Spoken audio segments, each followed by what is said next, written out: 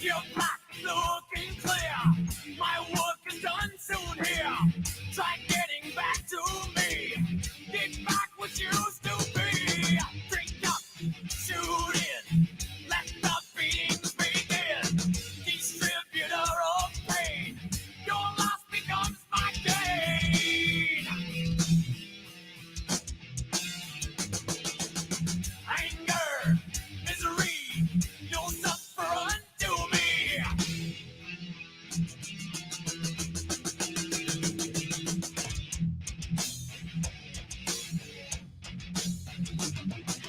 Harvester of sorrow. Harvester of sorrow.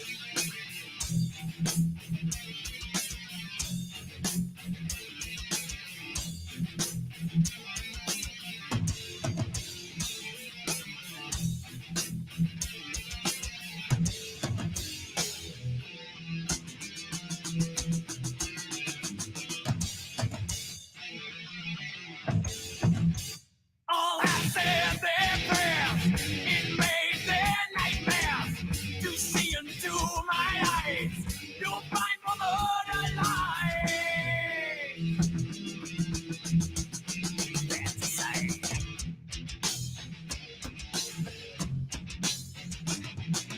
Harvester of sorrow. Harvester of sorrow. Harvester of sorrow. Harvester of sorrow. Harvester of sorrow. Harvester of sorrow.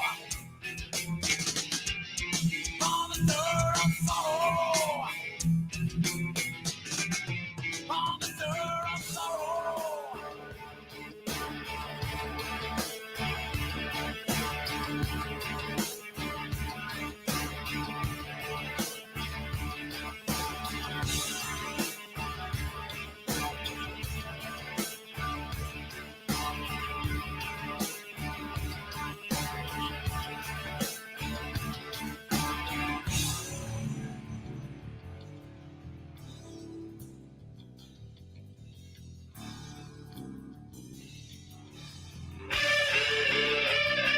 Come on!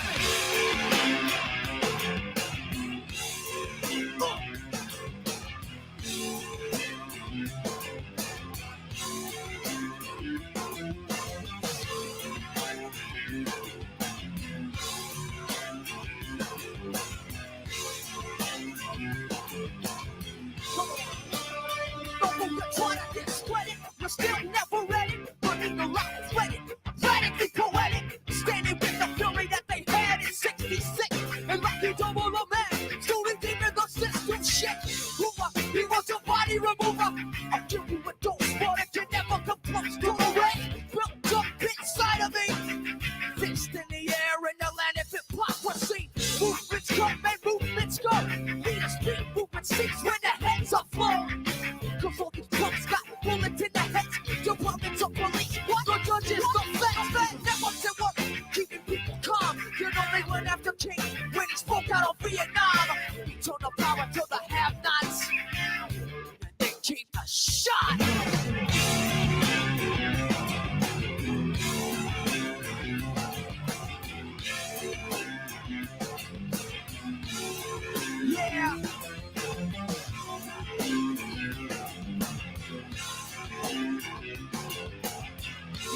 back in this.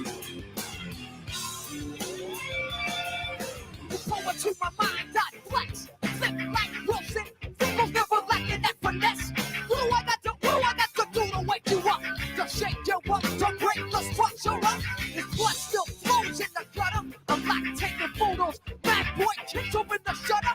Set the groove. Just thinking move like I was crashes. From the start I stepped in bomber left upon the fascists. Yeah, the several federal men report schemes on the tree and pointing to an end. Y'all better beware. The retribution with my war. 2020 visions and murals with metaphors. That wasn't work. Keeping people calm. You know we murdered X. They tried to blame it on Islam. We turned the power to the have-nots. Then came the shot.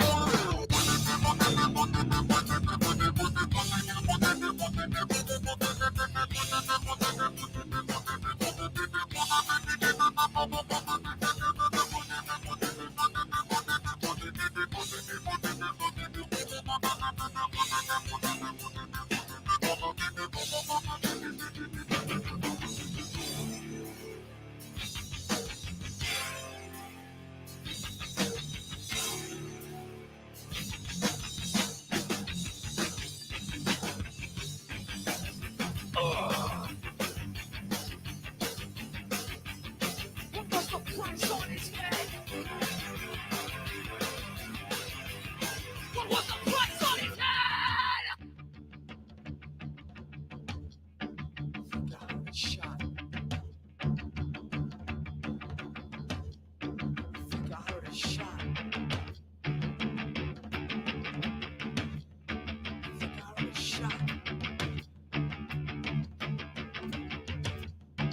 Think I heard a shot.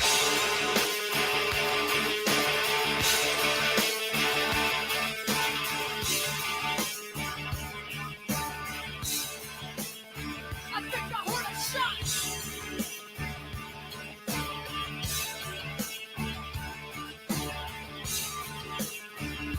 I think I heard a shot.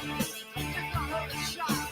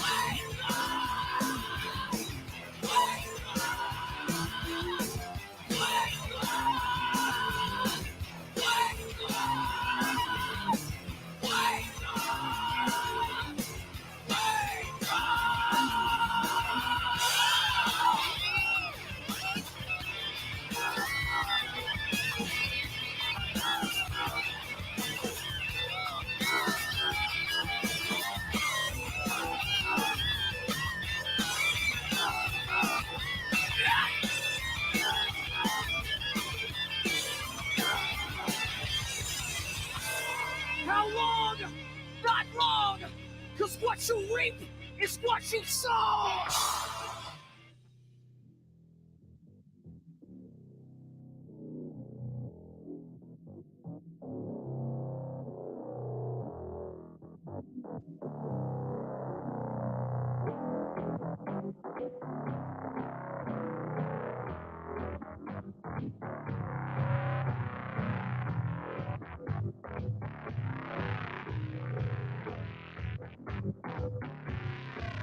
I'm gonna fight 'em all. I said the nation army couldn't hold me back. They're gonna rip it up, taking their time right behind my back. And I'm cooking myself up now because I can't forget. Back and forth through my mind behind a cigarette. And I miss it coming from my eyes.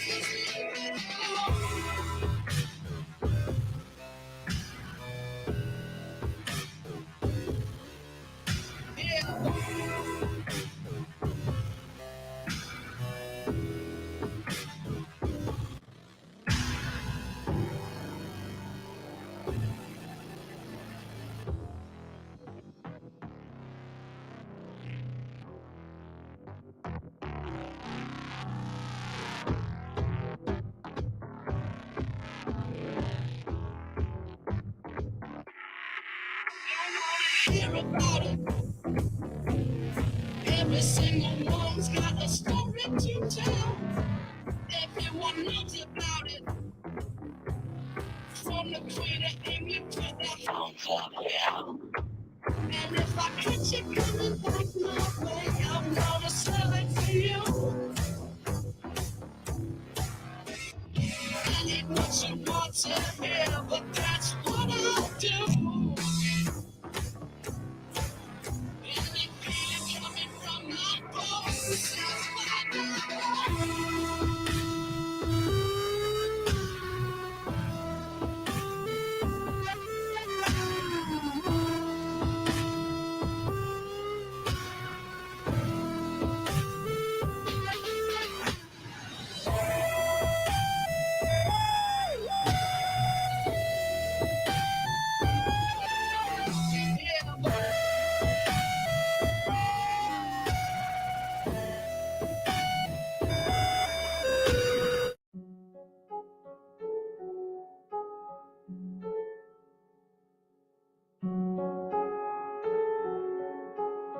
Hello, darkness, my old friend. I've come to talk with you again. Because a vision softly creeping left its scenes while I was sleeping. And the vision that was planted in my brain still remains within the sound of silence. In restless dreams I walked alone, narrow streets of cobblestone, neath the halo of a street lamp. I turned my collar to the cold and damp. When my eyes were stabbed by the flash of a neon light that split the night and touched the sound of silence. And in the naked light I saw 10,000 people, maybe more. People talking without speaking. People hearing without listening. People writing songs and voices never shared. And no one dared disturb the sound of silence. Fool said I, you do not know. Silence like a cancer grows. Hear my words that I might teach you. Take my arms and I might reach you. But my words, like silent raindrops, fell and echoed in the wells of silence. And the people bowed and prayed to the neon god they made. And the sign flashed out his warning, and the words that it was forming. And the sign said the words on the prophets are written on the subway walls, in tenement halls, and whispered in the sound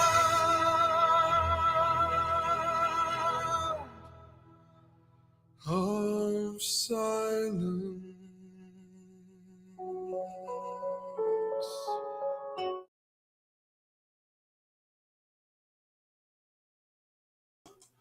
Do quick shout outs. What's up, everybody? Thanks for coming in, man. I appreciate y'all for joining me and Brother Greg Kelly to finish up part 2 of this absolutely astounding series that we're doing called Exposing the Illuminati from Within. Part 1 was absolutely fabulous yesterday. If you missed it, it's still up, and I highly advise you going and checking it out. But shout out to Breaking Fetters for coming through tonight. What's up, dude? Shout out to Nick for coming through. How's it going? Cyber Toxin, what's up, my guy? Always in here. Always coming and showing support. Shout out to Mrs. Snowman for trolling the chat. And yes, it has been that long since you've creeped the live. There are a whole lot of new people that are coming around now, you know?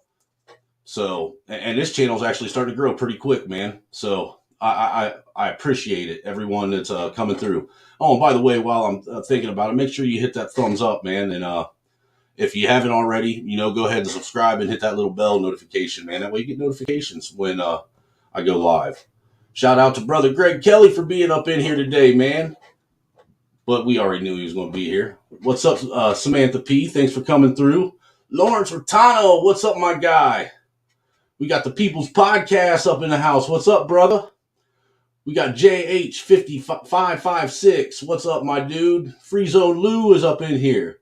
Snaggy Harpoo. Told you I'd come check you out, Snowman. I watched part 1 earlier today. Dope video. I appreciate it, brother. Thanks for coming through. We got Sugar Baby up in here. How's it going? Thanks for coming through. We got Taylor 11 up in the house. What's up? Lemon Pepper Wings, who can't let go of that trailer park or trailer hood name that I used to run with, but you know, we still got love for you either way. We got Truism, Words of the Storm Crow. What's up, my guy? How you doing tonight?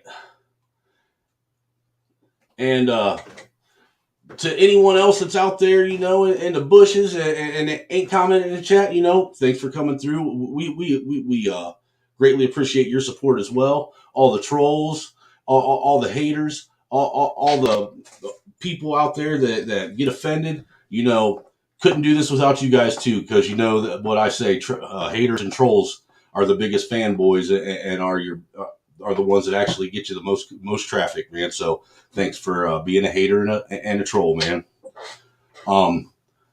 With that being said, let's go ahead and drop this intro, and then we'll get into this.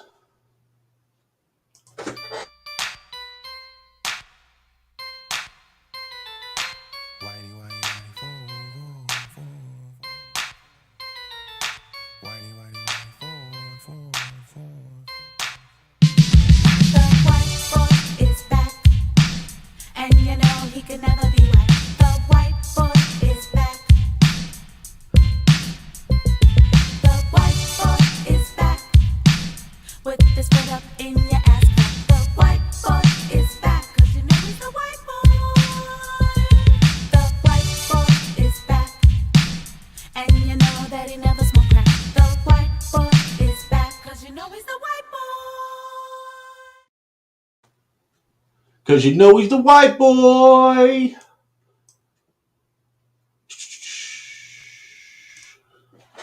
What is good, Mr. Kelly? And yes, Sugar Baby, you are correct. Trolls need shout outs too, man. If you don't show them love, they'll stop coming around, man. And they're, in my opinion, they circulate your stuff more than anybody else. You know what I'm saying? I have to thoroughly agree that the troll community put us on the map. You guys keep us on the map. We get the rent-free space in your head, and we thoroughly enjoy it. We do appreciate you guys. You keep us motivated. You keep us putting out new content. So please stick around, and you might learn something. Yeah, that's a fact, man. And God knows some of these trolls could stand to learn a few things, or you know, even if it's just to learn how to sit and listen, not just hear, but sit and listen. Yeah, you know, get a few things. Why don't you? I mean, if you're going to stick around, you may as well partake of all the festivities that we do present here, all of the knowledge that we bring here. Please take some of it and share it with your most liberal friend. That we would greatly appreciate. Now, hey, they may appreciate it too, believe it or not. You know, Exactly. it doesn't hurt to go and hear a differing of opinions from time to time. Helps keep you sharp, for one, and it gives you a new outlook on things. It helps you understand those that you have contention with. Yeah, yeah. And understanding is something that's lacking in this country. I think we should, invest a little more time getting to understand each other instead of just screaming and shouting at each other. I think that's really immature. But anyway, if there are any trolls in the building, thank you. We really do appreciate your presence. And this is not satire. Honestly, we do appreciate you. Yeah, we couldn't do this without you, honestly. So, Brother Kelly, you want to give a quick rundown of what we saw yesterday for those that weren't here? Yeah, I mean, basically, if you want to know the very core root principles and values that are being matter of fact, let me say it this way: all of the things that we're seeing on full display right now, they all have an origin. All right, this did not just magically happen here in 2020 up until 2022. I think you can attest to this. Like, this particular type of agenda has been in play for thousands and thousands of years. So this brother here, when I tell you he is exciting to watch, he's exciting to listen to.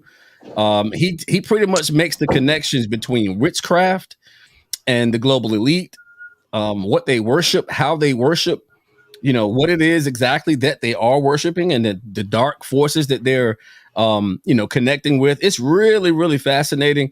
And he really set the tone for us to know that, just like what Jesus said in the Bible, he said we don't battle against flesh and blood, but spiritual wickedness, principalities, dark powers seated in high places. And man, does he put this out here in a way that a 3-year-old could get it. That's a fact. And we're going to be picking up where I left off yesterday. We were actually getting ready to see the tie between the Rosicrucians. But what I did is I went ahead and I went back and I started it from where he starts talking about the Knights Templar, just to help out, and kind of help fill it in. Yeah, a quick refresher. Right, I like that. right. Yeah. And thanks to Al B for the Cash App. He says they are watching you, bro. Oh, and that was from Truism. I appreciate it, True. The eyes brother. are always watching. Yeah, thank you, man. Thank you for supporting the brother. The brother doing some big things. We're going to continue to do big things here. Who knows what'll happen? Who knows? Yeah, you never know, man. But like I said, I have seen this channel is starting to grow substantially here in the last week or two. I mean, it's picking up traction, so we must be doing something right. I agree. I mean, yeah, grow, baby, grow. And Nick, last night, I do remember your comment. She says it's mind blowing. My head flipping hurts after last night. Oh, hell yeah. Yeah, man. It was really a lot of information. But again, it's so eye opening. I mean, that's really what's fascinating about this information, is that it's eye opening. Like, you cannot exist on this planet, and, listen to what we listened to, see what we saw last night, and not be like, oh man, like, I can really see that now. And that's the real value of watching this video, is the fact that we can make connection points here because we see it work. We see it happening right now. So that's what really makes it so fascinating. So let's go ahead and dig into this and get started, man. Let's do it, baby.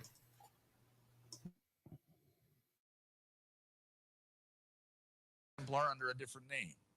After that, just 34 years later, we have Ignatius Loyola and the Jesuits.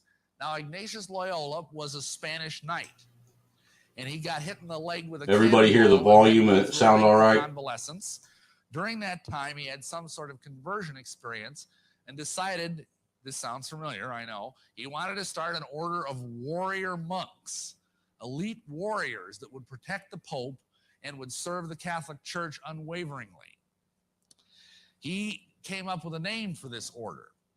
He called it Los Illuminados. Now, if any of you speak Spanish, you know that name means the illuminated ones. However, the Pope didn't like that name, and so they changed the name to the Society of Jesus. What's interesting, yeah, it's a little more catchy, don't you think?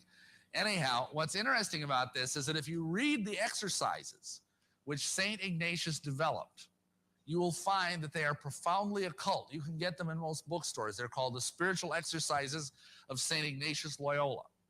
And they were the beginning of what ultimately came to be the Illuminati mind control exercises. The next thing that happened was about 100 years later, operative and speculative masonry began to be born. Now, the Masons have been around for centuries as a stonemason guild, very much like today we have professional trade unions like the Carpenters Guild or the Plumbers Union or whatever, where you go through and you become an apprentice and a journeyman and a master carpenter. Well, they had the same thing hundreds of years ago, except back then people were illiterate. Except for a handful of people like the clergy and some nobility, very few people could read. And so if I was like, say, a Mason, and I came into a new place and I whipped out my local 122 Mason card and handed it to the guy on the job site, I don't know what this means.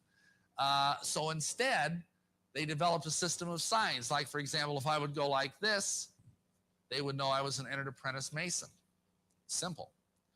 So it started out innocently enough. But then when the Protestant Reformation came along, all the cathedrals were stopped. The great cathedral building of Europe basically ground to a halt. And that was where the Masons got most of their employment.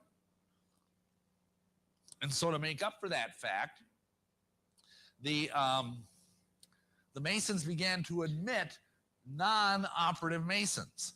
And these came to be known as speculative Masons. These were people who were just simply interested in learning the occult philosophies of Masonry. They didn't want to become stonemasons, and that is how the Masons stayed alive. This finally congealed formally into what is called the Mother Lodge in England in 1717. In London, at the Apple Tree Tavern, nice spiritual place, the first meeting formally of the Grand Lodge of England took place. And because most all modern Masonry comes from that place, this is called the Mother Lodge. The next thing that happened is that the Grand Orient came along about 60 years later. That's the most virulent anti-Christian form of Masonry that exists in the world today. Just a few years after that, on May 1st, which is a high satanic holiday, a gentleman by the name of Adam Weishaupt started a group called the Illuminati Ordnen, or the Order of the Illuminati. And this is what we're going to try and focus a lot of our time on over the next few minutes, because this is really the modern origin of the conspiracy. This is the guy right here. And as I said, his name is Adam Weishaupt. He was a professor, Jesuit trained in canon law at the University of Ingolstadt in Bavaria. And he got the idea that, gee, wouldn't it be a wonderful thing to have a society within the society of Freemasonry that would work for the abolition of the monarchy, of the church, and of the family, and bring people back to a wonderful state of pure paganism. All right, let's stop right there. So he started putting together a hell broth. We got to stop right there because he just said something that's so relevant right now. Bringing it in to the family, bringing it in to the monarchy. I heard that. But they want to bring it in to anything that is good, anything that is morally good about society. And let's just thrust society into a paganistic, immoral utopia. This is exactly what we are witnessing being thrust upon the American people right now. Right this very minute, right now in real time, this is exactly what's happening. This is exactly why I'm glad everybody that is here, because you can draw the connections so easily. And now you'll know where they get their philosophy from. That's powerful. Right. And, and the like you said, him pointing out the fact of the destruction of the family, we've seen that's been taking place for at least a good past 20, 30 years now, and we've watched it come almost to full fruition now, to where family and the family structure itself as a whole is pretty much dead and gone. And it isn't anything that's revered as important anymore. Oh, yeah. I mean, you definitely want the man out of the house. You want the man emasculated so he can be femme. And, once you get the feminized man, you can take control of the children. You can take control of the woman. Take it over. Yeah, and that's how it all starts, man. You know, in order to, from everything that I've looked into, in order for this whole global conspiracy, or what we call now and we know that is referred to as the one world order, in order for that to happen and for people to accept it and be okay with it, you know, they had to destroy the nuclear family, because that is the foundation and the bedrock of society and of what we call community. Yeah, and the fact that they're not even trying to hide that reality from the world, like they're blatantly telling you. Especially, it was very interesting before Patrice Cullors removed this from the Black Lives Matter movement, from their very website. Like, they made it very, very clear that part of their agenda is the destruction of the nuclear family, and that's why I never understood how anybody could support these clowns. But again, they're not hiding this. And again, this is a communist doctrine. It is a Lenin Mao doctrine. Again, this all through the years, it just keeps morphing and morphing and morphing. But it's the same. It's the same philosophy under a new name. Same principles, different players in the game, but the agenda is the same. And I like the way Donald Trump put it. He put it this way. He said that the pessimists refuse to see that, you know, the core of America is based off of a free, thriving, open market, and you know, it inspires intuitiveness, it inspires, you know, ingenuity, it inspires all kinds of good things. But these fools, again, they want to destroy the very value system of this country. And, you know, you can't get a one world government or destroy a country unless you attack its moral fabric and tear it to shreds and replace it with something that is loose, something that doesn't have any boundaries. And just, this is exactly what the Dark One wants to do. You can do whatever you want to do. Well, that's not freedom. Freedom is being responsible for what you do and be willing to pay the consequences. If it's crazy, if you do something crazy. Well, you know, I'll be honest with, just to touch on that freedom part. I've always said, and the more I've started, you know, digging into what freedom really is, you know, me personally, I don't think the majority of people, especially in America, I don't even think they could really handle real freedom to begin with. Mm-hmm. Because real freedom means personal accountability. Real Yes. freedom means that you succeed or fail by your own merit. Real freedom means that you don't have these safety nets to fall back on. You know, real freedom is basically you live or die by the decisions that you make. Mm-hmm. And most people aren't willing to accept that kind of freedom. Well, whatever they are accepting isn't freedom. I think we can conclude that. It's the illusion of freedom. It's the false illusion of freedom. It's not real freedom. Again, we have a moral responsibility, and our moral responsibility is easy. It's like, for instance, you know, don't tread on me. Like, that flag is powerful to me. We could be brothers and cool, but like, I'm not going to cross you. I'm not going to break into your house. I'm not going to try to take your wife. I'm not going to try to take your money. Like, that's a moral responsibility. That we can be in community, respect one another's possessions, you know, respect one another's ideas, and, you know, not get into this, you know, bashing and bombing of other people and taking and stealing and looting other people. Like, that is part of freedom right there. Freedom doesn't mean that you could get to go take somebody else's things or do harm to somebody else. The pursuit of happiness and liberty has everything to do with you knowing that you can pursue whatever you want to, as long as it does not infringe on the freedoms of others. There it And is. we can't forget that. That's very important. That is actually really important. So, yeah, let's go ahead and Yeah, I just dig wanted to into touch some. that. Yeah. Absolutely, brother. Mixed four different things together: Islamic mysticism and magic, Jesuit mind control techniques that we've already mentioned, Masonic secrets of immortality, and drug induced altered states of consciousness. He put these four things together and began to infiltrate the lodge all over Munich, all over Bavaria, and all over France. And he pushed this as a system of replacing the monarchy and the church with a hierarchy of noble philosopher kings, naturally led by him, who would rule the world with benevolent wisdom. Like most fanatics, he had a plan. And as good conspiracies go, it was a good one. He worked his way deeply, especially into the ranks of the French And if you want to see the fruits of true Illuminism, look at what is known as the French Revolution. The French Revolution exists as kind of an antimatter version, if you will, of the American Revolution. Whereas a lot of the people that were involved in the American Revolution were Christians. In the French Revolution, Illuminism was holding sway. Anti-Christian doctrine, the reign of terror, the guillotine, which ate up thousands and thousands of lives, including the crown heads of France. This was what Illuminism was really all about, unfortunately. And sadly enough, it culminated in an event where they desecrated Notre Dame Cathedral. They enthroned a half-naked prostitute on the high altar and crowned her as the goddess of reason and put a torch in her hand. And believe it or not, this is the origin of the Statue of Liberty.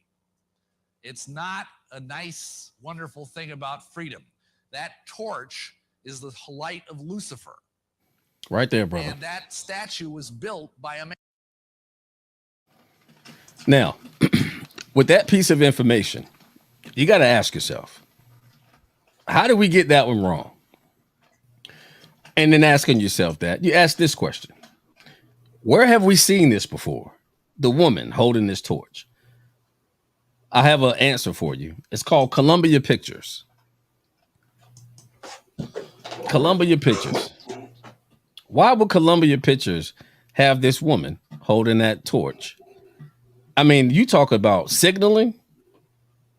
Hollywood is the cesspool. It's a cesspool, man, of all kinds of satanic practice. And they tell you that that's what they're doing if you know what that symbol means. That is true. They don't hide it. I mean, most of the stuff that if you think about it, when it comes to Hollywood, it's interesting that most of the stuff that happens, it ends up being like major tragedies in the country or the world itself. We're actually shown these things years prior, conditioning us for it before it even happens. So they tell us it's going to happen before it happens all the time in movies. I mean, absolutely. I mean, and he's going to go into some other things, and I'm not going to spoil it for everybody. But there are a few other symbols, people, that, America, there are other symbols that he's going to mention that have been in our faces that people, really never paid attention to it. But I've always asked myself, as I started studying, Roman Catholicism and things like that, why is there a phallic symbol sitting in the center of a sun wheel in St. Peter's Square? Does this make any sense? Those things should oppose each other if, that particular body of people believe what they say. How do you have that? Why do you have that? Well, look at the symbolism of the archbishop's robes and stuff. If you look at it, the cap that he wears and the robes, he looks just like the fish head man that is depicted by the Sumerians. Yeah, Dagon, the half man, half fish god. Dagon in the pantheon, he was the god of life, and this is the god that the Egyptian pharaohs called on when the 10 plagues had found themselves, being levied against the Egyptians because they wouldn't let the people of God go. They began to pray to Dagon when their firstborn was killed. The Pharaoh prayed to Dagon, God of the living and dead, and he made a mockery, an open spectacle of the false gods. If you didn't know this, and, for my scholars out there, go check this out. Every one of the plagues that God unleashed on Egypt was a direct attack on the gods that they prayed to. He was making one hell of a statement. The God of the fields, he attacked the fields. The God over the livestock, he attacked the livestock. The God over the water, he attacked the water. Every single one of those plagues were a direct assault against the false idolistic gods that they worshiped. It's fascinating when you have that piece of information that he wanted to show Egypt that there is no other God, no other real gods. So I'm gonna show you. I'm gonna make an open spectacle of those you worship, and he did. Just interesting. Wanted to put that out there about the Statue of Liberty because so many of us think that's the symbol of freedom, but it's not. So I have learned. It was probably within the last 4 or 5 years. I did some digging and found out that that was what the whole torch and everything meant was the light of Lucifer. With that, mhm. which is interesting when you think about it. I mean, I don't know how many people have actually been to DC, but you go to DC and you see all. If you look around, DC is littered with nothing but satanic symbolism everywhere. It is. Even in the civil engineering, the pentagrams and everything. If you look at it from above, I used to have a picture of it. If I had it with me now, I'd show it to you. Should be hard to find. Yeah, the But streets are lined up like a pentagram, missing one corner. yeah, there's an owl called Moloch in the civil design of downtown DC. There's a few other interesting symbols, should I say. As Yeah, you said, they got they're the all square over and the compass. place. You can see the square and compass laid out in the streets. Yes, you can. Yes, you can. Old faithful DC. Faithful DC, y'all. Yep. All right, let's get back into this. I hope y'all liking this. If y'all liking this, hit one. Put it in the chat. By a French Freemason as a gift to American Freemasons. So I'm sorry if I just popped anybody's bubble there, but the Statue of Liberty is not a nice symbol. It's a symbol of the goddess of witchcraft, essentially, holding aloft the light of Lucifer. Now, Adam Weishaupt had a plan. He had a worldview. He thought history moved in a certain cycle, and he believed that if he could catch these cycles, it would basically enable him to rule the world. He saw history as being divided into 5 stages, and you see them there. This was called the Law of Fives. You have chaos, discord, confusion, bureaucracy, and aftermath. And here's how it worked. In chaos was what Adam Weishaupt believed was mankind's best and purest state.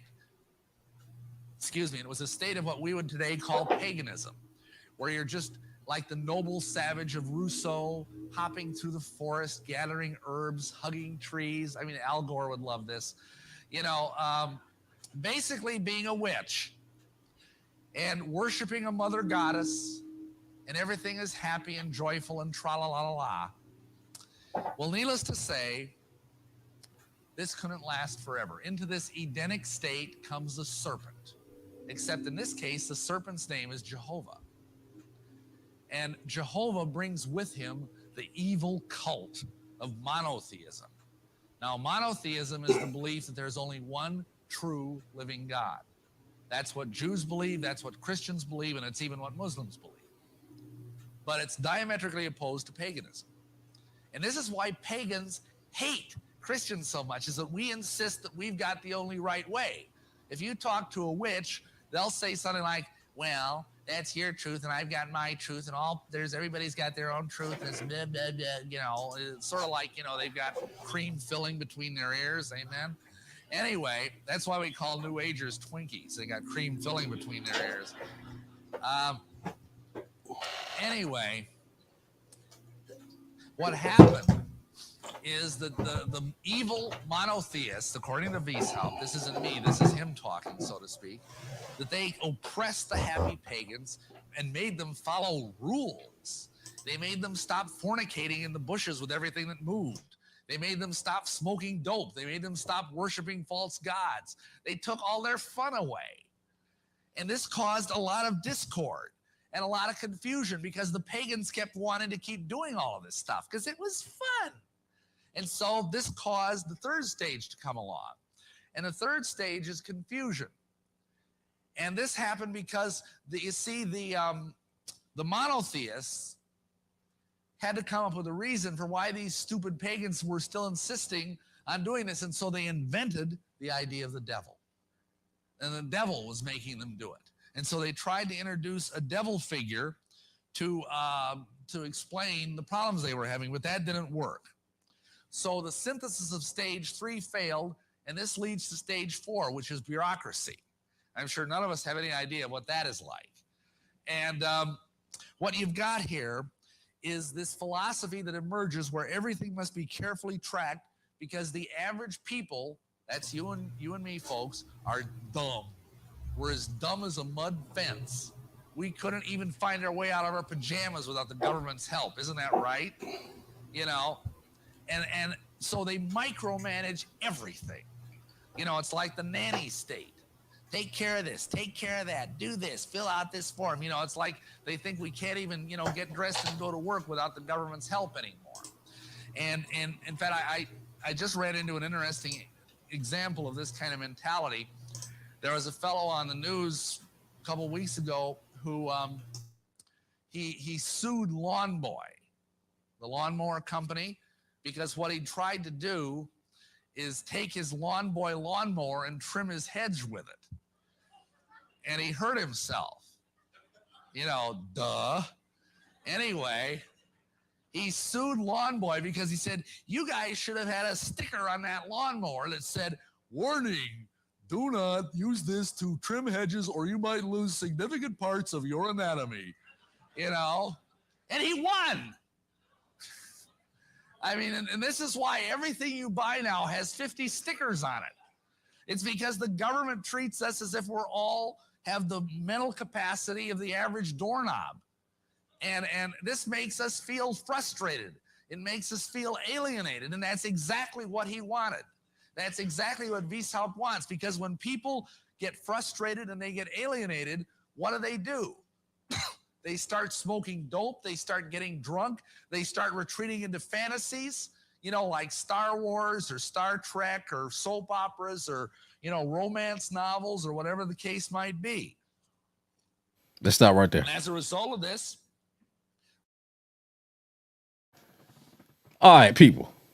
Now, just quick. What happened to a lot of people during the lockdown? Did they not start drinking? And I mean, this was isolation. This was the separation. Substance abuse went through the roof. Yes, it did. Suicides. People were ODing like crazy.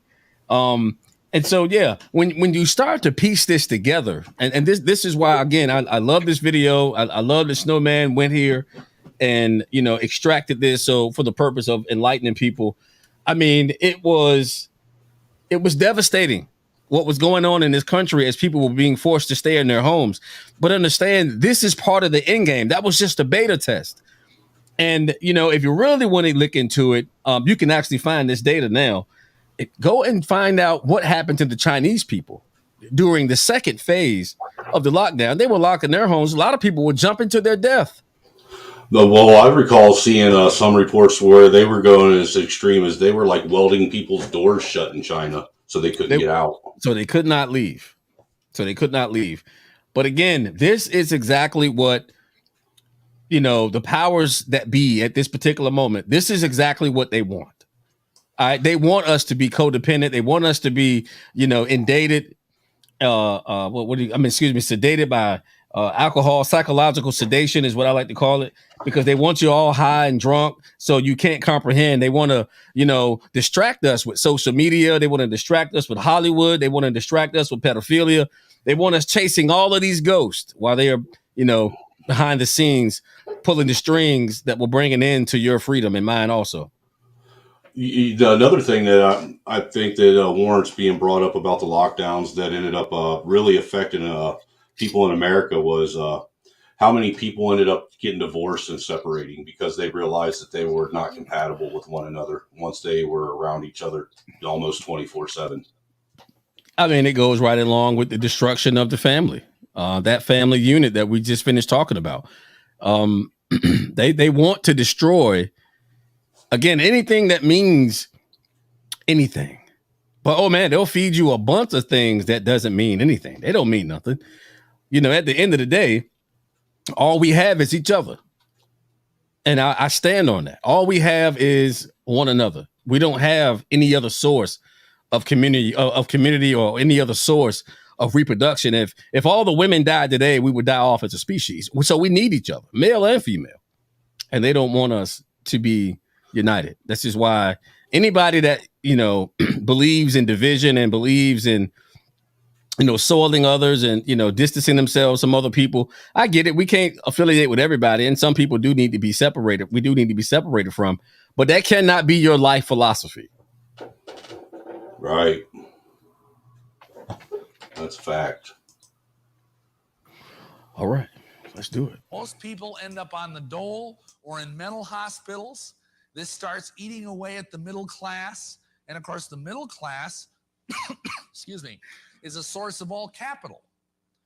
And so eventually the society runs out of money, unless it starts counterfeiting, which of course is what's going on today.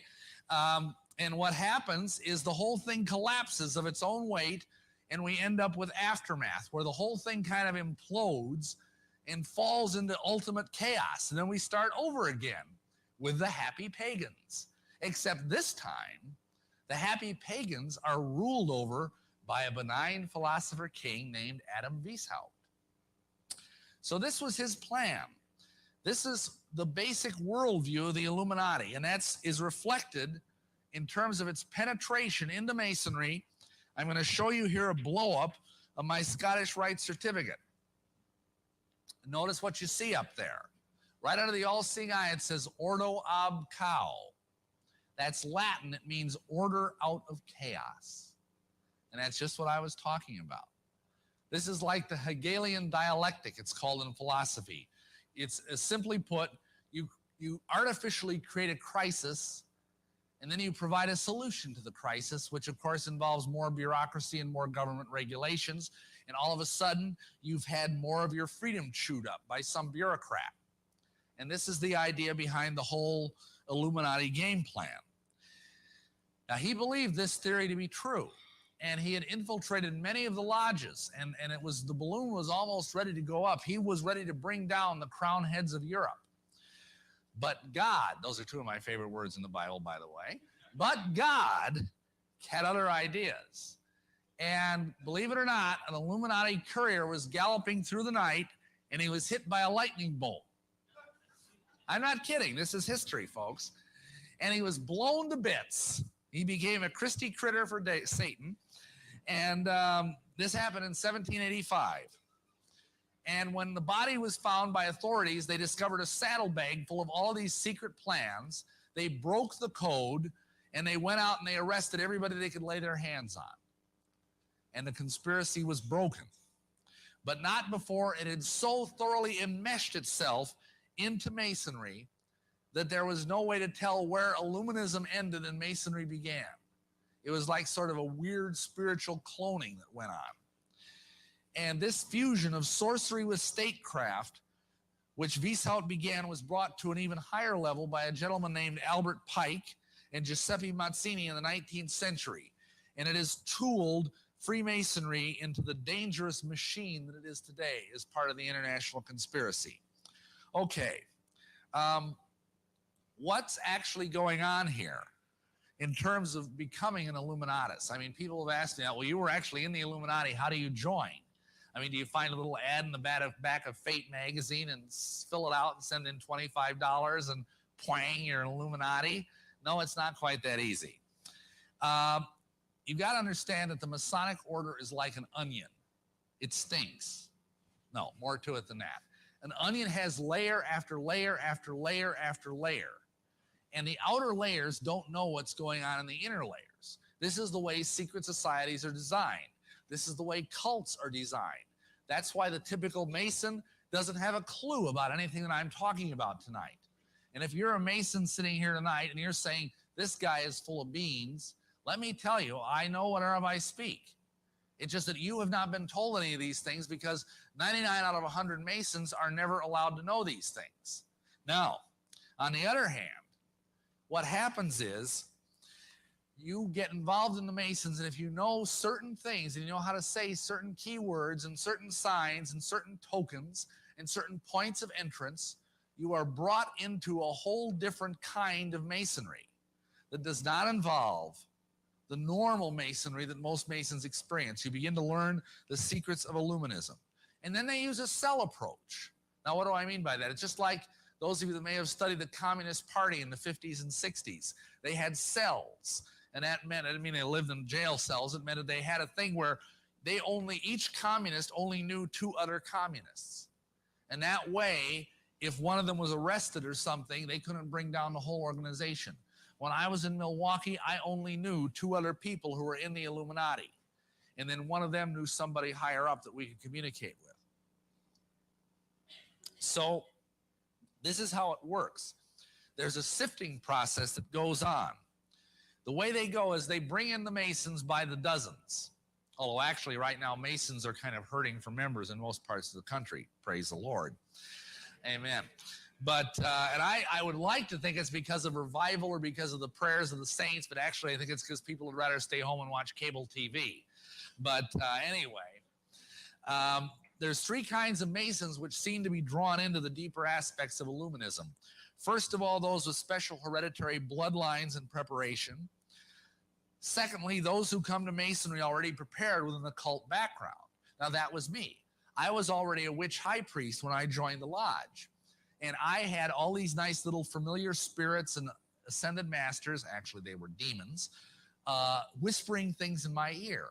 And so when I went through the rituals, I would say certain things that would sort of trip off a lever somewhere, and I would be shunted off the main line of Masonry into a little side spur, so to speak, where all of a sudden I would be taught the deeper mysteries, and I would be admitted into the deeper things of the lodge. Then the third kind of person that gets into the Illuminati is those who are perceived as being wealthy, powerful, or the right temperament. Some of these people might not even have to become Masons. You know, like, for example, Nixon was involved in the Illuminati. And many of the other powerful people in our government are Illuminists, and some of them may not have even actually been Masons. But they were so powerful that it was seen that they could be a worthy part of the conspiracy. Now, what happens as a result of all of this is that these people are gradually brought into ever higher and higher levels of seduction. They are prepared emotionally and psychologically to receive the inner teaching. They are taught forms of meditation and mind control, beginning with the spiritual exercises of the Jesuits. They are taught the tantric principles of yoga. That's the yoga of sexuality, especially the left-handed path. And don't worry if you don't know what that is. I'm going to have to talk about it, unfortunately, in a few minutes. Then they are introduced to hallucinogens and certain secret formulations that are used to open the third eye and bring about what is called enlightenment. Then they are taught the basic principles of occult Freemasonry, which is called archaeometry. And what, might you ask, is archaeometry? Well, in the point of fact, it is something where you learn how to build temples that are suitable habitations for demon spirits. Isn't that a wonderful thing to learn? Anyway, now remember about the law of fives. Well, in Illuminism, you go through 5 stages. These are the 5 steps into the light.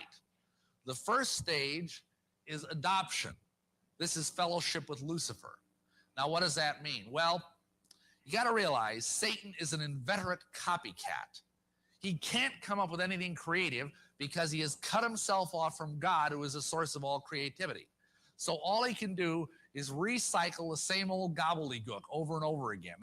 We have a saying, you can't teach an old snake new tricks, amen?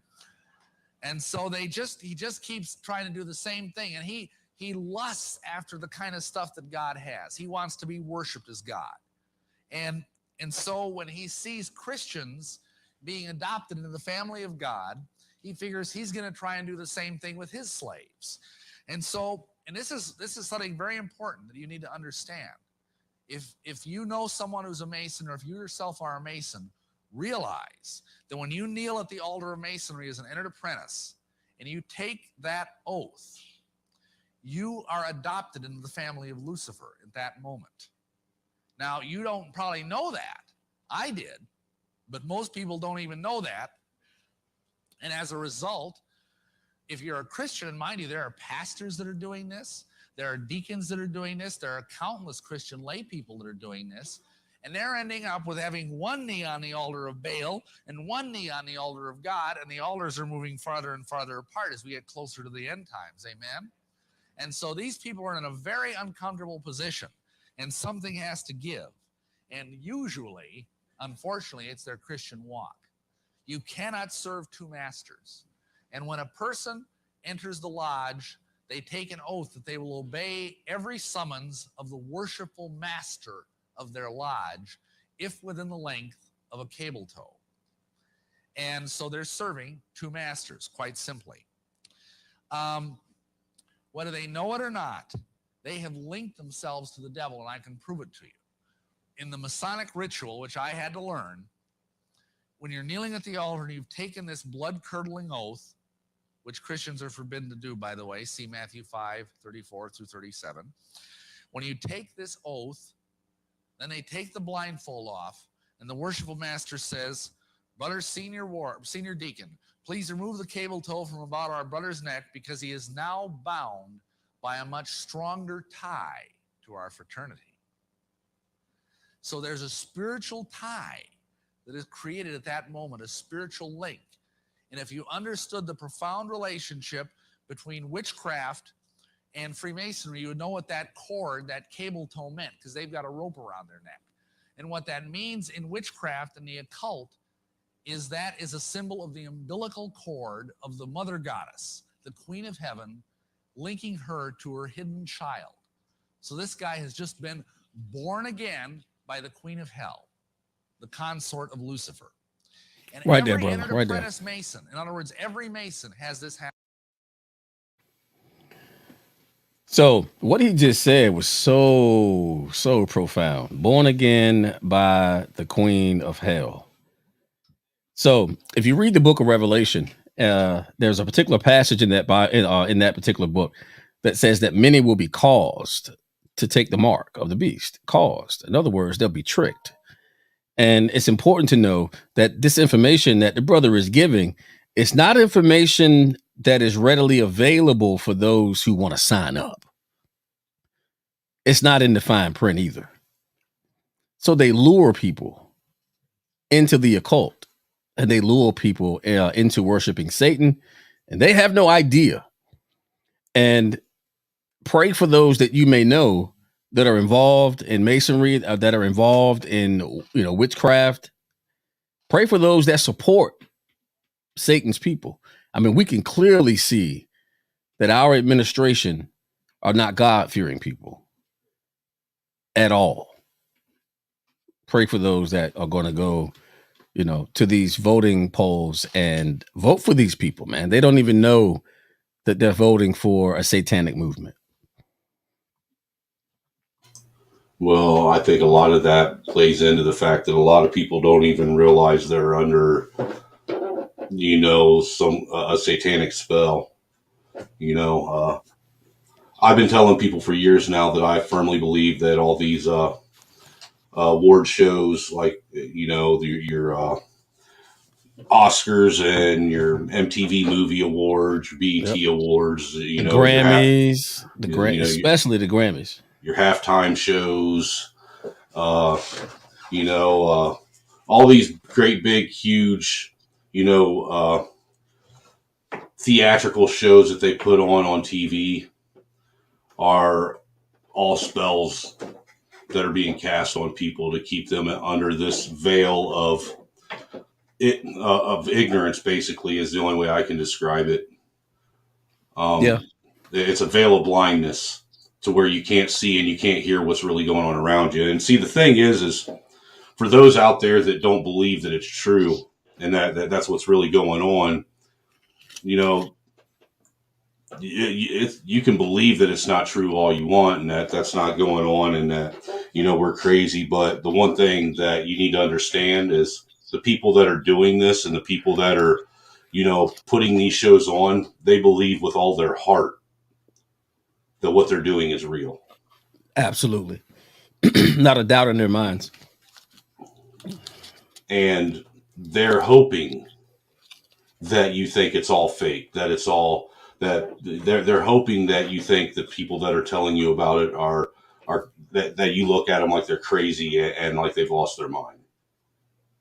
Yeah.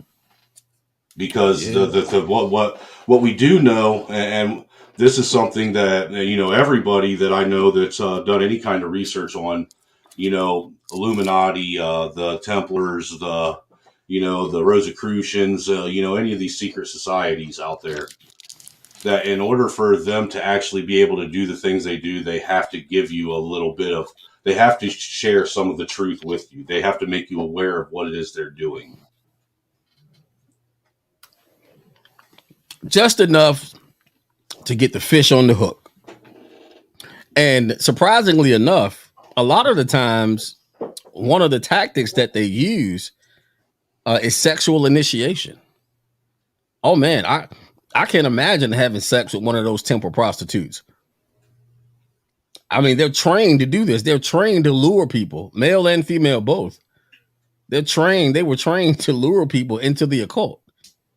And what better way to do it than with pleasure?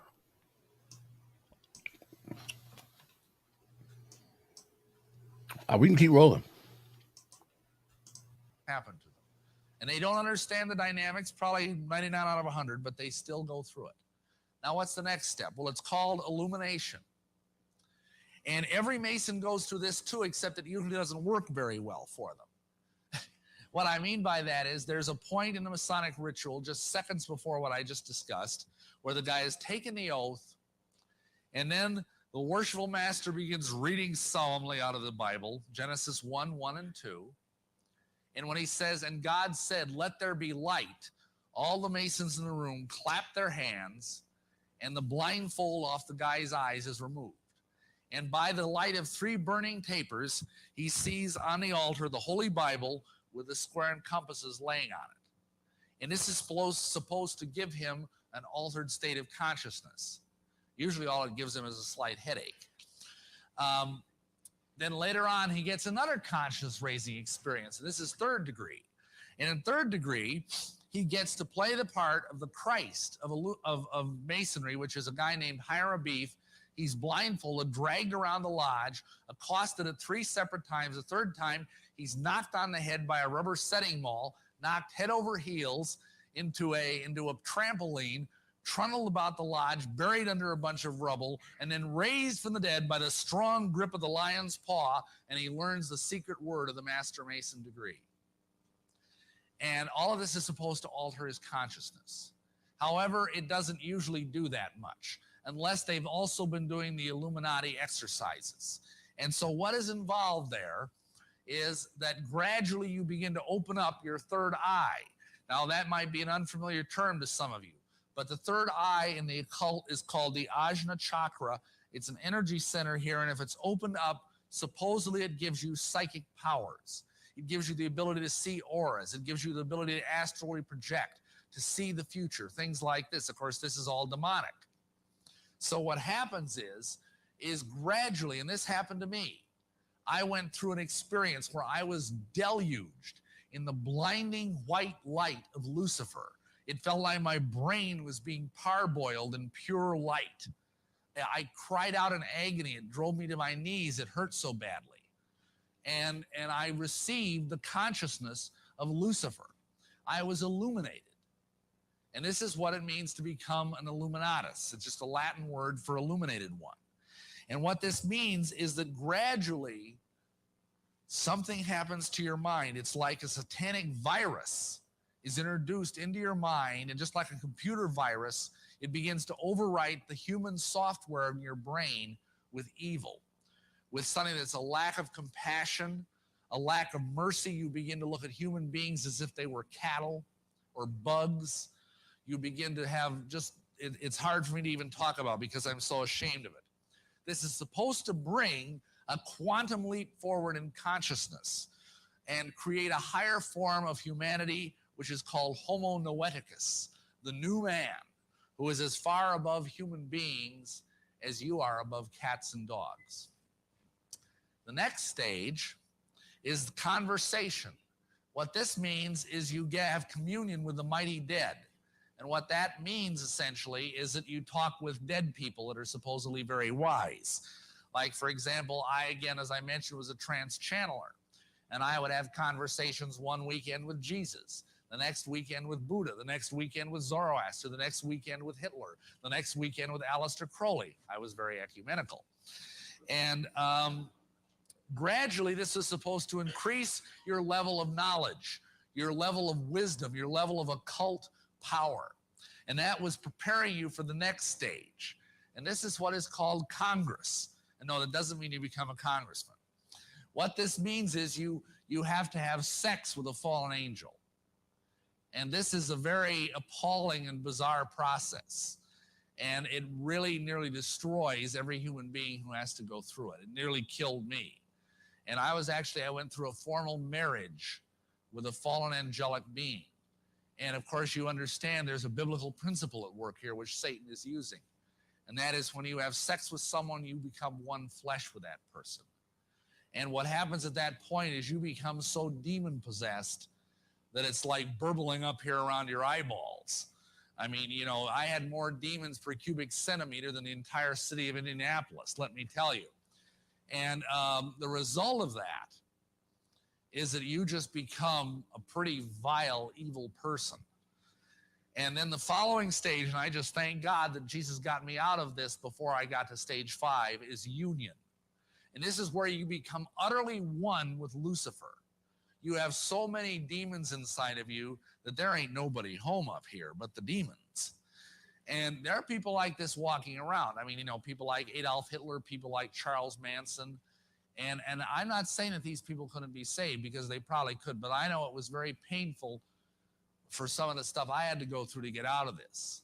And I just praise God that he got me out of it before it was too late.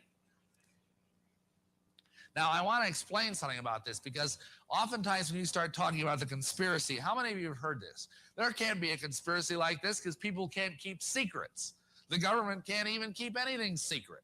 Well, frankly, I think the government is keeping a lot more secret than anybody really realizes. Amen? But beyond that, there's a reason why this can be kept secret, and I'm going to explain it to you from the inside out. What happens here is you've got a whole nest of demons in your mind. And if you even start thinking about betraying the brotherhood, if you even start thinking about going to the media or going to talk to somebody that could be dangerous, these demons know just where the pain centers are in your brain. And they can instantly inflict upon your brain through just electrical nerve stimulation such agony that it makes the pain a woman goes through when she has a baby seem like a walk in the park, without any kind of outside scarring or any kind of bruising or anything. You think you're dying. You wish you would die. And all it takes is a couple of seconds of that, and you rethink your plans to betray the brotherhood. Also, because of this, and especially at this level, I only slightly experience it at level 4, it's almost like you're part of a giant organism. It's like your brain is just a cell of a larger brain. And the whole thing moves in unison. And it's sublimely malignant how perfectly this thing usually works, unless God intervenes. Amen? And what happens is, if you decide that you're going to go through this and you can fight your way through the pain, these demons will just cause a cerebral hemorrhage in your brain and you'll just drop dead in less than 3 minutes. Now, the only way you can get around this is if you put your faith in Jesus Christ, and that's what happened to me. I mean, Jesus can stop this process, but otherwise it's almost impossible to do this. The other reason, now I talked to you about the stick. Now I'm going to talk to you about the carrot. There's a carrot involved here too, and that is the promise of immortality. You are told that because you've had this sexual marriage with a fallen angel, that you are on your path to immortality, that you will live forever. And that's pretty neat if you really believe it. But as you will find out in a couple minutes, the price that you have to pay for this supposed immortality is so profound and so evil that very few of us would ever want to pay it. It's important to understand that the price involves a kind of spiritual and sexual pyramid scheme of immense power, and I'm going to explain that. Most all of us, well, I think all of us, in fact, have seen this because it's on the back of our dollar bill. Amen? This is the back of the Great Seal of the United States, and I doubt if it's news to many of you that this is also a highly constructed occult Masonic symbol. You've got here, Annuit shaped it Novus Ordo Seclorum. This year begins the New World Order. So when you hear people talking about the New World Order, that's not a new thing. This term has been around for at least a couple, 3 centuries, if not before that. And then you'll notice here the Roman numerals, 1776. Now everybody thinks, oh, isn't that wonderful? That's when the Declaration of Independence was signed. Yeah, but that wasn't when America was founded. America didn't really officially start as the United States until the Articles of Confederation were signed. And as a result, let's look at something else that began on May 1st, 1776. That's a high satanic holiday called Beltane. And that is the beginning of the Illuminati. That is what was started, a new world order in 1776. Now, notice here there's 13 ranks in this pyramid. And I'm going to talk to you about what that means now. I'm going to kind of crack this code. And it's important to understand that like any occultic symbol, this has multi-layers of meaning. And what I'm showing you today is not the only way to decode it, but it's the relevant way for our purposes this evening. This is how you break that down. If you'll notice, the lower levels here are the well-known U.S. Masonic degrees. They form the foundation of the pyramid. And then beyond that, you have, for example, the Order of the Trapezoid. That's the beginning order of Satanism. Then you have the Ancient and Primitive Rite of Memphis and Mizraim. That's the 97 degrees. Then you have the Ordo Templi Orientis. That's Crowley's brand of sexual masonry. Then you have the Palladium. The Palladium is where you have to marry a demon or a fallen angel. Then you have the Illuminati. I got 1 degree into that, and then the Lord pulled me out of it, praise God. Above them are the 9 unknown men. These are men, sorry, no women, ladies. These are men who are extremely super high-level occult masters who are selected, each one of them, to reign over a continent. And I used to know who the guy was that was over North America, but he's now deceased. And these men, in return, report to a group that's called the Seven. And these 7 are very, very powerful fallen angels. They're what the Bible calls principalities. And they, in turn, report to the great architect of the universe, Lucifer himself. His title in Hebrew is Ayin Sof Or, which translates as the light of limitless nothingness. In other words, Lucifer is a big 0.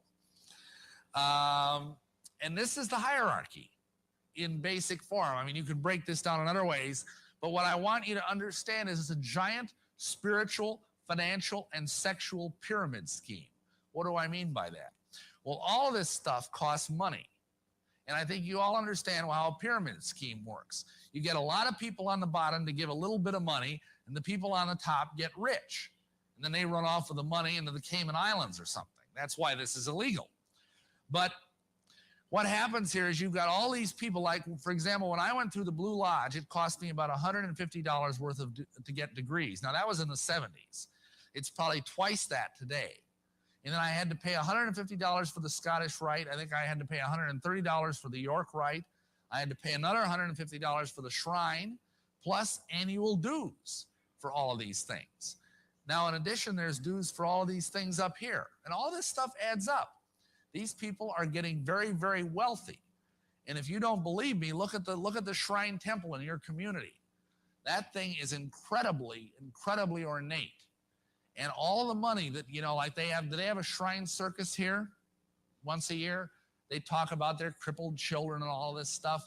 I mean, we were driving down the highway coming up here, and we'd pass all these semis, and they'd have these little plaques on the back saying, oh, the Shriners help the crippled children. Yeah, right. The problem is that most of that money doesn't go to those crippled children. Only 3 to 4% of that money goes to the hospitals. The other 95% of it goes somewhere else. And that's allowed by the tax laws in this country. So there's a tremendous amount of money being filtered upward by this. Now, additionally, there's a tremendous amount of energy. Think about this. There's all of these rituals going on all over the world. Like in my personal case, when I was involved in this stuff, I was going to rituals 4 nights a week. And Satan is up at the top of this pyramid receiving all of this as worship, even though it's boring. I mean, I'll tell you, it is more interesting to watch an ice cube melt than it is to sit through most Masonic meetings. And if any of you are former Masons, you can probably give me a hearty amen to that. I mean, it's just forget it. And yet Satan loves this because he's an egomaniac. He wants to be like God. He wants to receive our worship. And that's what he does with all these rituals. But there's also a profoundly sinister aspect of this, which I must get into. And I apologize in advance because some of this is going to be kind of gross. But we have to talk about the royal secret of Masonry and how that fits into this spiritual pyramid scheme. Realize that when you join the Masons, you become yoked to sterling citizens like this. This is a list of all of the prominent occultists of the 20th century, all the witches, all the ceremonial magicians, all the Satanists, all of the Theosophists and New Agers that are really movers and shakers of late 19th and early 20th century. Every single one of them was a Mason, a very high-level Mason. Now, what does that tell you? I knew many people, and now most of these are now deceased, probably frying in hell. But even in my lifetime, when I was a Mason, I knew many, many fellow Masons that were occultists, that were devil worshipers. Now, if you're a Mason and you're a Christian, you're yoked to those people by a spiritual tie that's much stronger than any rope. And what does the Bible tell us in 2 Corinthians 6? It says, be not unequally yoked with unbelievers. What fellowship hath light with darkness? What concord hath Christ with Belial? It's that simple. You are yoked with a bunch of devil worshipers. And if you are a Mason, you need to repent of that and get out of it, because it's like a stinking dead albatross around your neck. And not only is it dragging your Christian walk down, if you really are saved, it's dragging your family down and your children down through generational curses. So this is the danger here. And there's an even more profound danger. I've talked about this guy by name, and I don't think I bothered to formally introduce him. Isn't he a cutie? This is Edward Alexander Crowley, also known as Aleister Crowley. He styled himself the wickedest man in the world. He believed himself to be the great beast, and he changed his name to Aleister Crowley so it would add up in both English, Hebrew, and Greek Kabbalah as 666. In 1904, Crowley had a communication with an extraterrestrial being named Iwas. And this being, through his wife, kind of a channeling type operation, brought forth a book that was called the Book of the Law in 1904. And this book declared that the slain and risen God, i.e. Jesus, had stepped off the throne, and that a new God, the crowned and conquering child, was taking his place. And as a result of this, Crowley proclaimed the end of Christianity and the start of Crowleyanity. Obviously, the guy had no self-esteem problems. In fact, he was a brilliant genius. He could play 8 chess games blindfolded. He was an accomplished poet, mountaineer, painter, writer. He had so many Masonic degrees that you could fill up 5 pages of a book with them. This guy was probably the most highly honored Mason in the world. And he was also the most dangerous man of the 20th century. And he began doing rituals to bring forth this crowned and conquering child. And he began to start what he called the cult of the fascinating child. And in doing this, he uncovered, without knowing it, the royal secret of Masonry. And what happened was, a gentleman came knocking at his door after he published a book. And in this book, it was a book of poetry. And in the book, he had made an allusion to something. And this guy, his name was Theodore Royce. He was a German occultist and the head of the OTO, the Ordo Templi Orientis, which stands for the Order of Eastern Templars. There's a Knights Templar. Let's do that, brother. And this Theodore Royce told Crowley that he had...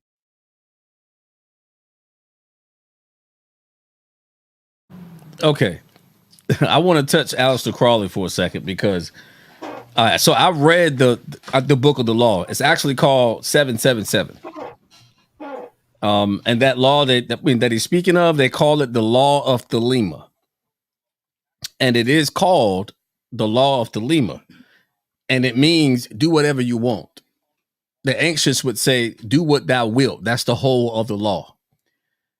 Now, for all of my, music junkies out there, I want to tell you that Aleister Crowley his writings influenced some of the most prominent artists of our day. I'll give you 3 of them: Michael Jackson, Prince, and Jay-Z.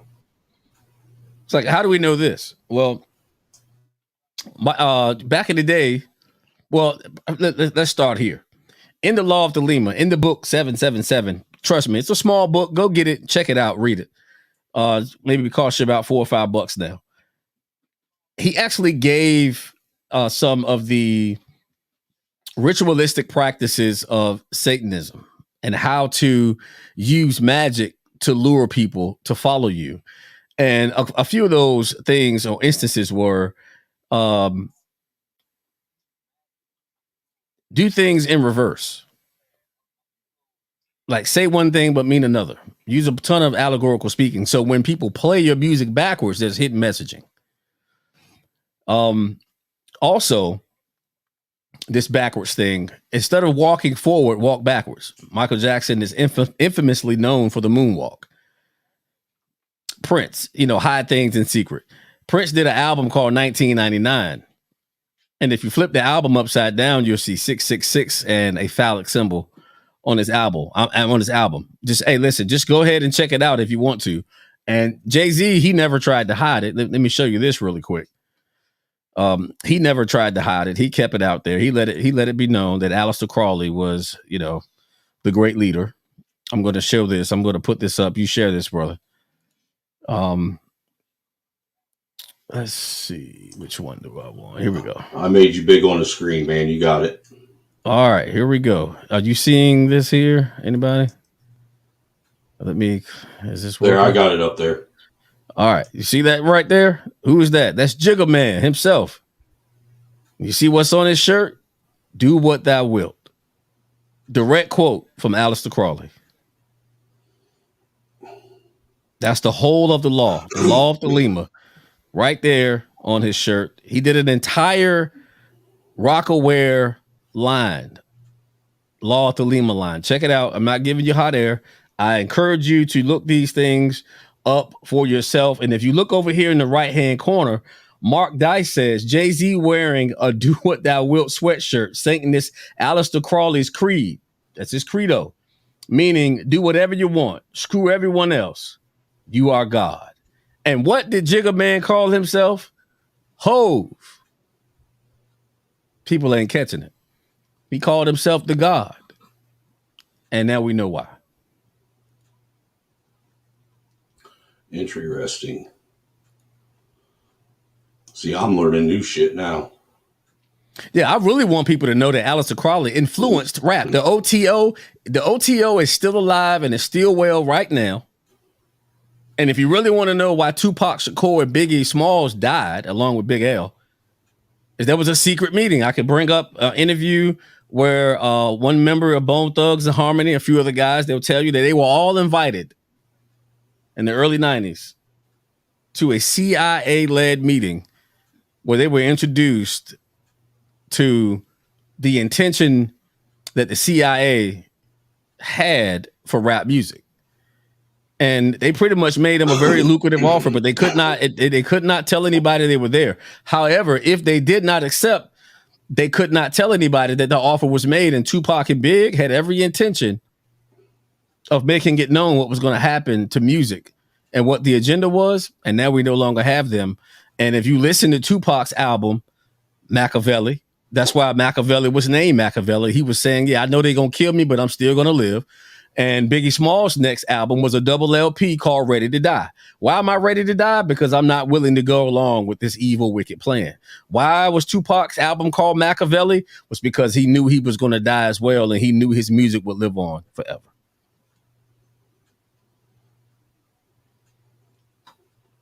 It's a little history for the family. All provable, by the way. I know that I think it's Crazy Bone. He has a podcast that he does where he talks about this stuff a lot. the Illuminati and their involvement in the music industry and Hollywood and all that.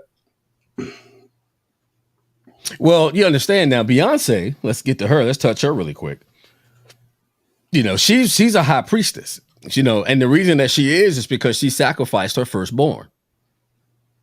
A lot of times you'll hear, you know, prominent, you know, actors, actresses, artists will say, you know, oh, we had a miscarriage in our first child, but they didn't. They actually gave that child up in child sacrifice. Same thing with Jay-Z and Beyonce. You know, they were positioning themselves to be high-level Masons and high-level witches and warlocks for the purpose of gaining money, using their musical influence as a tool to rape the American people and people all over the world for their money. Because, well, I mean, we really need to wrap our minds around what it means to be, you know, an idol worshiper. It doesn't mean that you actually hail Lord Satan, but anytime you support, go to these concerts where these Satanists rapping, dancing, singing fools go, and you know, bob your head, lift your hands up and dance, that's worship. And we don't even understand that it's worship. Yeah, look at what happened at what was that one dude's concert out at what was it? Astro, whatever. What was that rapper's concert where all those people died at it? Yeah. I forget what his name was. Travis something or other. Oh, talking about in Vegas? No, the one that was in Texas. In Texas, yeah. I'm sorry. Yeah, I don't know his name, but I do know the event. Samantha C. Big L does not get enough love. I agree. He was one of the best rappers of the 90s, and he was killed because he was another one that wouldn't go along with it. Travis Scott. Yeah, that's who it is. Yeah, I mean, Travis Scott. I've seen a lot of things about that show, man, and that was just some weird shit going on there. Yeah, it is. But it's a lot of dark energy involved here in music. I mean, listen, brother, I haven't listened to hip hop since 2000. I'm 22 years in. I will never listen to it again because I understand what Satan is doing with music and through music. You understand? If you read the 14th chapter of Isaiah, you'll find out exactly what Lucifer's ministry was. What was his what was he ordained and created to do? Well, he was ordained to be a worship leader. He was a musician, a master musician. Mm-hmm. And so he was kicked out of heaven. He didn't lose his gift for music. He just simply used music as a tool to destroy the masses and a tool that, you know, would be used to cause people to worship God. I mean, to worship Satan as God. And again, in the 14th chapter of Isaiah, he actually makes it known. I want to be like God. And this gentleman made reference to it. He wants to be like God, and he will stop at nothing to get the worship that God gets.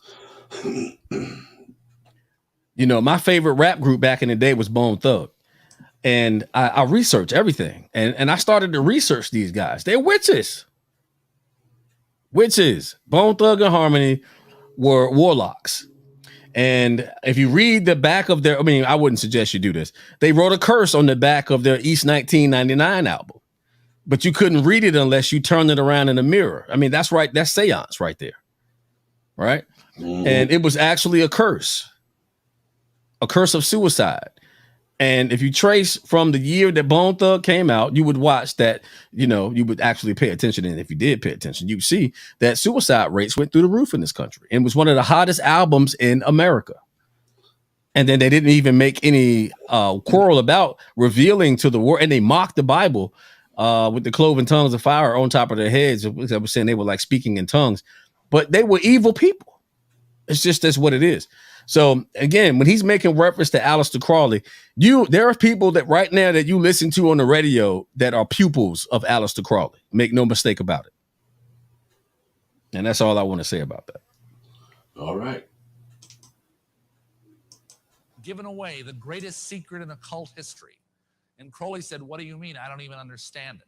So the guy promptly initiated him on the spot to the 9th degree of the OTO and then explained the secret to him. And you're about to learn what this secret is. The secret is that as a Mason, you are promised immortality.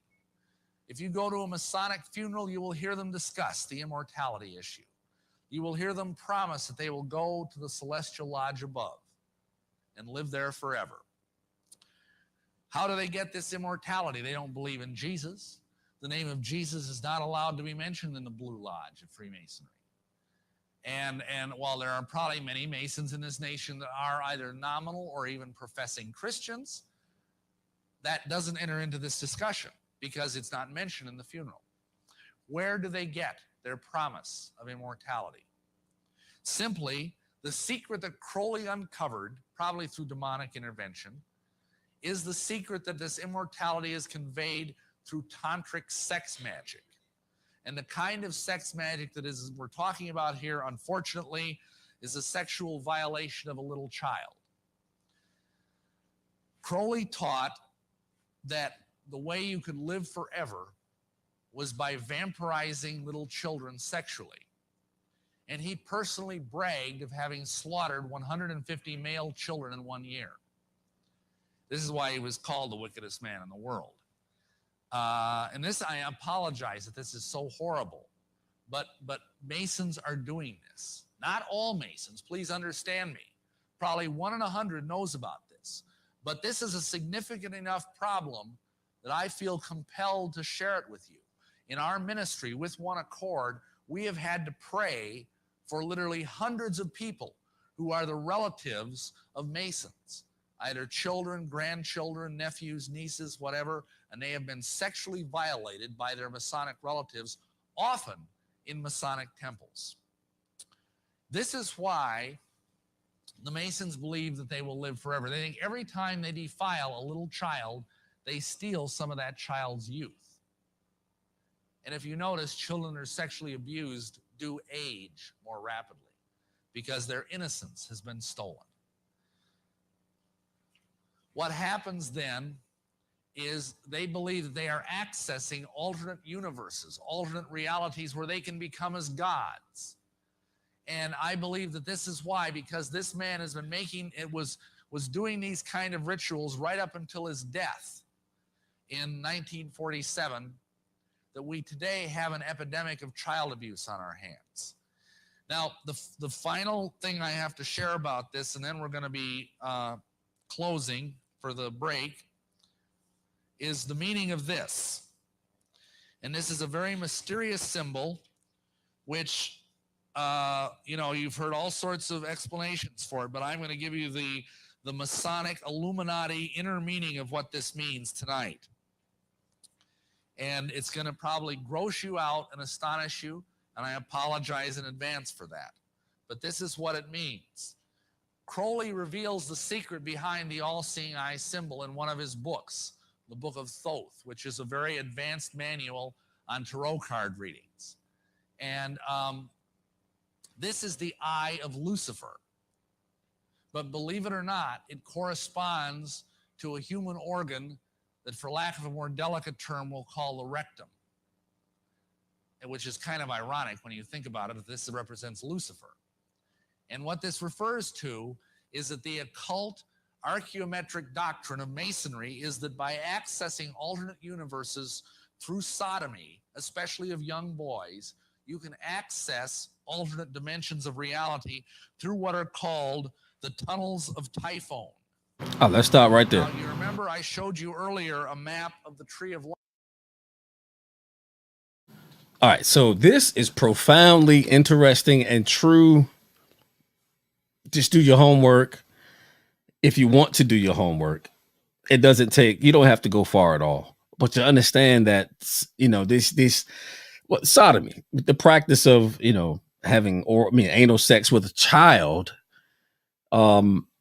this was going on in Bohemian Grove. Alex Jones exposed this. He actually got into Bohemian Grove, the first person to ever get in there and actually record the rituals. And they actually pull some of this information from some of the practice. They pulled it from the scripture. It was called the scapegoat principle. And the priest, this is in biblical time, the priest would take a goat, slaughter one goat. They had two goats, get the blood off. It's for the sins of the people. And then he'd lay his hands on the goat and cast the sins of the people onto the goat. He actually goes and pulls it out.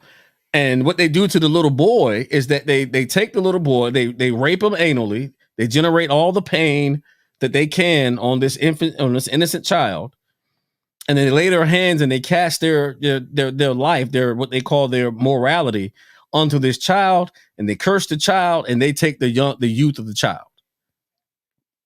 This is a very sick principle, a very sick practice. This is what they do, and it's unbelievable, man. Like that people actually practice this, that people actually believe this. And this brother is laying it out. I mean, I'm surprised he ain't been assassinated, because he is really putting it all on the line right here. Unreal.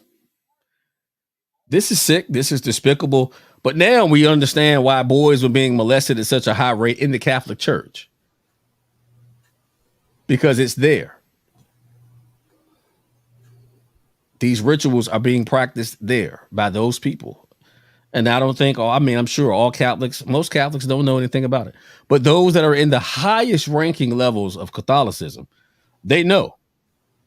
It was always the priest molesting these boys. Now you know why. Yeah, it's pretty disgusting. Pretty disgusting.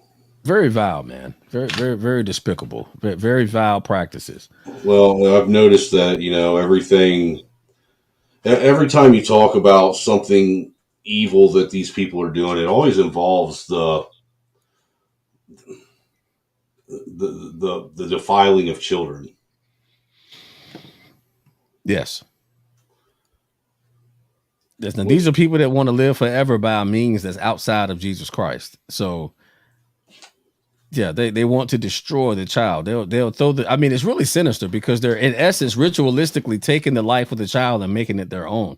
And the more children they sleep with and mutilate, the stronger they become and the longer they live. It's really disgusting.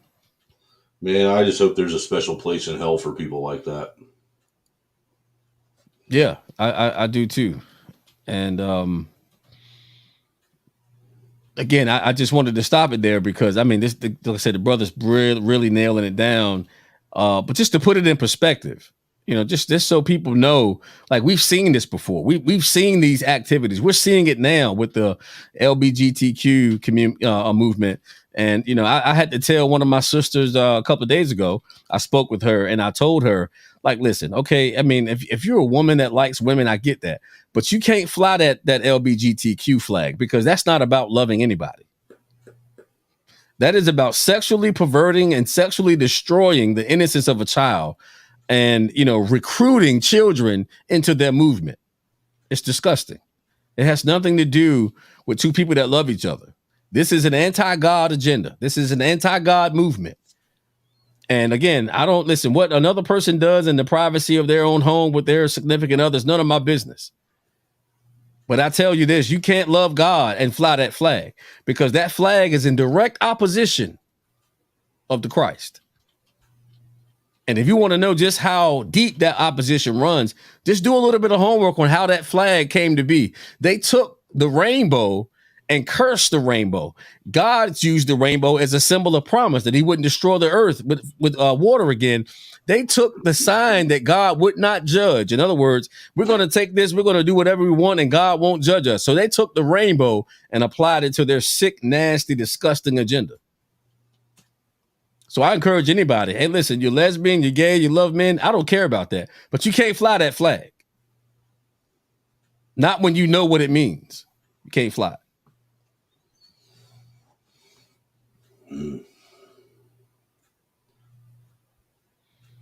It says, now we can understand why pedos are now being called maps. Imagine what that will inflict on this country. I think, that goes to what I was saying the other day when I was doing that stream, where, I think there's a bigger reason why there's someone behind, something sinister behind the whole push for the word pedophile and child molester to be used and thrown out there so haphazardly now. I think that they're intentionally trying to take all the weight that comes with those words out of it. You know, like I said, kind of like how they did when they started throwing around the word racist all the time. You know, how racist lost all of its flair when you call someone a racist. Most people don't care anymore now. I think they're trying to do the same thing with pedophilia. Well, now the fact that people call most of the people that are disregarding the term racist is because they know they're not, and people just keep losing it. I mean, they just keep using it. And again, it goes right to what you were just saying. But see, and when it comes to pedophilia, they're throwing it out there a bunch, but they're actually changing the name and the meaning of it to make it more acceptable in society. Like, really, like, you know where I'm at, but there was a professor out here at Old Dominion. This guy is a open minor attracted person teaching in a college, major university, and he goes out and says it like, we're going to do away with, the term pedophilia because it has such a negative connotation to it. Well, it should, damn it. Right, like they're trying to make the word groomer hate speech.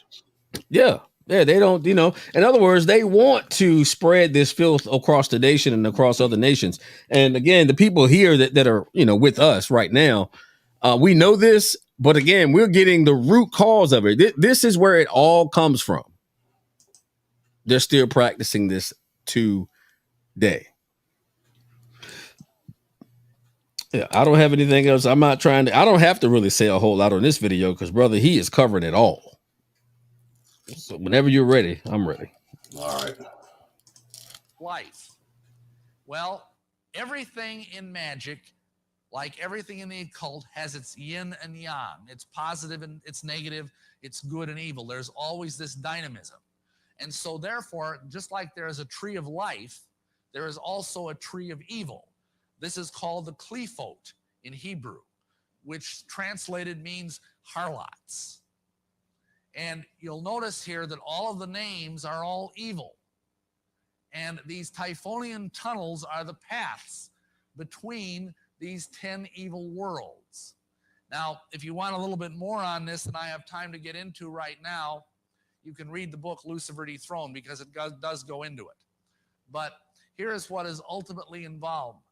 There is a belief that through this sexual perversion, they can access these tunnels into alternate universes, alternate realities. And the goal of this kind of magic is to find your own universe and become the god over that universe. This buys into the modern day physics theory that there's many, many dimensions of reality. Maybe you've read about that. Alternate universes. It shows up in science fiction a lot. And then once you're the god of this universe, you can start sucking the energy out of it. And you can use that energy through this child to live forever and ever and ever. And there are men, I have met several that claim to be hundreds of years old. Now, of course, are they lying their lips off? I frankly think they are. This is a deception. Satan is deceiving these people to draw them into all kinds of profound evil. But the important point is not, does this really work? The important point is, do these people believe it? And sadly, they do. And this broad genre of magic is called, and here's a nice big word for you, Transuguthian magic. And all that means is it's magic that goes into trans-Plutonian space, space beyond the planet Pluto, which they believe is beyond the pale of the sun and therefore beyond the pale of the Judeo-Christian God. They believe there are gods out beyond Pluto that are far more powerful and far more dangerous and far more deadly than either God or the devil. And that's what these beings, these men, are trying to access. Now, please understand me. I can't say this strongly enough. Only probably 1 or 2 out of 100 Masons is doing this, but that's more than we need. Amen. I mean, this is such a problem that we are actually, I now know of 5 national support groups that are helping people that are survivors of Masonic ritual abuse. This is that serious a problem. And let me tell you something else. The other 95, 96, 97 Masons have an even bigger problem because the spiritual headship over their organization trickles back down to this monster. And because of that, even if they're good men, even if they don't know about this. You know what happens? They begin to struggle, even if they're Christians, with profound temptations to move in this area of pedophilia and homosexuality. And this is dangerous stuff. I mean, this is spreading throughout the world like a plague. We have organizations like NAMBLA, the National Association of Man-Boy Love, which their slogan is sex before 8 or it's too late. And they're trying to lower the age of consent to 8 years old. And all of this can be laid at the door of this occult monstrosity. Now here's the issue. Just like, you know, we have a saying in the state where I come from. You lie down with dogs, you get up with fleas, amen? If you're a Mason and you're in an organization with this kind of spiritual headship, this is all around you and you don't even know it. It's like a fish swimming in polluted water that's full of spiritual sewage. And you can't help but take this into yourself. And even if you're a Christian, this is going to have an impact on you. Even if you are, I mean, even in my case, and I wasn't a Christian at this time by any extent of the imagination, but it's important to understand that in all of this, that I myself, as a normal, red-blooded heterosexual, was finding myself continually drawn into sexual thoughts and sexual fantasies about little boys. I thank God I never acted on any of that. But it was being forced on me because I was under the umbrella of the Masonic leadership. And it is really a very tragic thing, but it is very real, this kind of headship.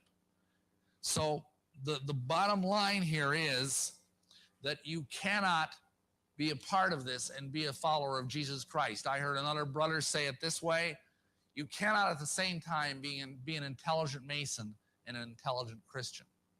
It's that simple.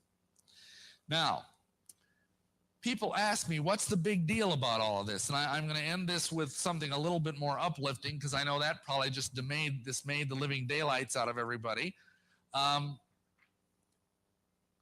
This is a very important symbol in Masonry and in Satanism. It's called a trapezoid. Doesn't it bother you a little? Doesn't it look unfinished somehow? That's the idea. In architecture, this is called a frustrum because it frustrates people. And this is believed by Masons who understand this stuff to be the ideal shape for manifesting demons. That's why Masonic altars are all built in a trapezoidal shape. That's why haunted houses often have roofs that are called mansard roofs. It seems to attract more demon spirits. Now here's the deal. You put this on top of this, and you've got the thing that's back on the dollar bill. But notice something.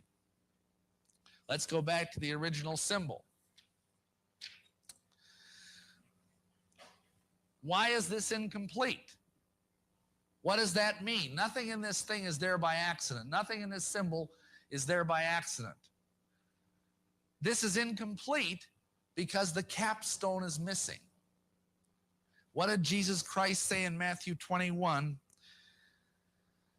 He says, did you never read in the scriptures, the stone which the builders rejected, the same has become the head of the corner. Now I ask you, what is the head? What stone can be a headstone and a cornerstone at the same time? The top of a pyramid. And Jesus Christ is the capstone of this pyramid, because it is an expression ultimately of the Trinity. That's why this is in the way. Satan thinks by putting his little idol here, he can keep Jesus Christ from descending to the earth and assuming his rightful place as the top of the pyramid. And there's a lot of interesting stuff here. In the next couple of verses, he says, in verse 44 of Matthew 21, he says, whosoever shall fall upon this stone shall be broken, but on whomsoever it shall fall, it will grind him to a powder. Now, what does that mean? Well, think about it. If you have a stone that's shaped like a pyramid, if you fall on it, you're going to break like that. If it falls on you, it's going to crush you to a powder. And I submit to you that what that is is an image, a biblical typology of the first and second coming. Because the first time Jesus came that we might fall on him and be saved and be broken, like we talked about earlier. The second time he's coming, if you aren't a member of his body, bam, you're going to be ground into the dust. No more Mr. Nice Guy, in other words. And that's what this symbol is. And that's why Satan is so desperate to keep this as his symbol, is because he does not want this pyramid completed. But we know that no matter what Satan does, it is going to be completed, because nothing can stay the hand of God. And that second advent, I believe, is very, very, very close. And on that note, I'm going to bring it to a close for this portion. Thank you very much.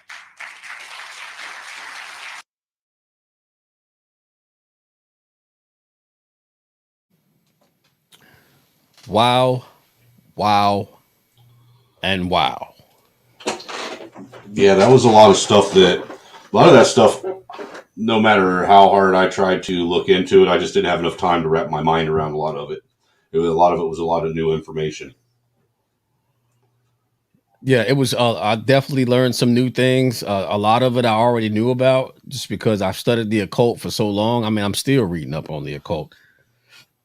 I don't know. I've always been fascinated by it. You know, how a man or a woman just lures thousands and thousands of people, you know, into a satanic movement and keep that truth about what they're doing hidden. Hey, It's fascinating. I'm gonna drop the link down there. That way, if anybody wants to come up and discuss what we watched for a little bit, they can. I'm probably maybe hour tops. Yeah. So yeah, links out there if anybody wants to come up here, and if you want to discuss what we watched the last couple days, you're more than welcome to. All right, let me give you another option. Give me 1 second. I got to look up something real fast. Hold on. I always forget this damn number. All right, let's see. Oh, you got a call number, don't you? Yeah, you can call in, man. If you don't want to come up, you can definitely call in, and I want to just make that available. Let's see. Yeah, give me your call number, and I'll put it in a scroll at the bottom of the screen. Yeah. All right. Let me enter in here. The number is 562. I see you, Israel. 423185. Call into the hotline. If you don't want to show your face, you don't want to come up, and you want to call, you got something burning on your heart, please call us. 562-542-3185.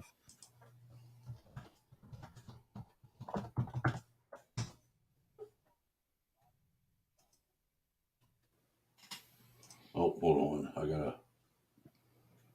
There we go. What's up, Israel? Good evening, gentlemen. How's the panel doing? We're good, man. Good to have you. Good.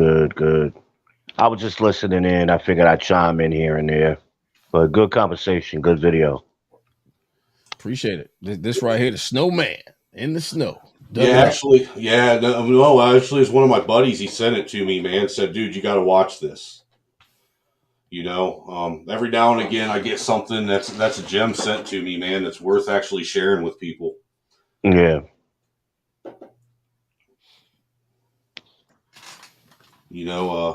Thing is, Brother Kelly here and Brother Red Illusion, they're more knowledgeable on this stuff than I am. So having them up here to actually help, explain some of this stuff a little bit more, a little bit further, made it a whole lot easier for me to show it. Is Red here? No, he was up here yesterday, dude. Oh, okay. I was hoping he would come through today, man, but yeah, I was too. I was kind of hoping he'd come through. Yeah, so brother, look, give us some of your thoughts, man. What did you gather from this as you were watching and listening? I mean, Catholicism is very they've had their hands in this stuff for a long time. Going back to their true name, they were Nicene Christians, is what they were. The Roman Catholics originally were called, and what they were doing is they were actually against the original the teachings of the apostles. And so basically, when the last apostles died out, that's when they started really cranking up, getting rid of the commandments, getting rid of the laws, and instituting, basically God on earth, which is the Pope and all of this kind of stuff that they started doing, and basically just reforming Christianity. So what we consider Christianity today is not the same Christianity that was practiced during, the time of the apostles and of Christ. It's something totally different, so it's always fascinating to see how this stuff spurs off. And all of this stuff really started around 70 AD. That's when they really started this campaign. Basically, that's when they sacked Jerusalem. They sacked Jerusalem in 70 AD, and they got access to the Bible, or as they called it, the Book of Laws at that time. So that's when they started writing their own images, as Revelations talks about, into the Book of Laws. So that image of Christ that we see today, that's basically Caesar Borgia. That was the Pope's son. That's when they started with that campaign that we still see on the earth today. And it's just fascinating. I mean, it's real deep history, I mean, you're exactly right. And, but what I'll add to that is that's when it became overt. The agenda was Exactly. always the Yeah. same, but it was a covert operation. Yes. And at that point, they had gotten bold. Yeah, they got real bold at that point. It was my God. It was on steroids at that point, No doubt. I mean, it's what we're seeing today. Just like the communist movement here, it's been going on in this country for a long time, but the operation was covert.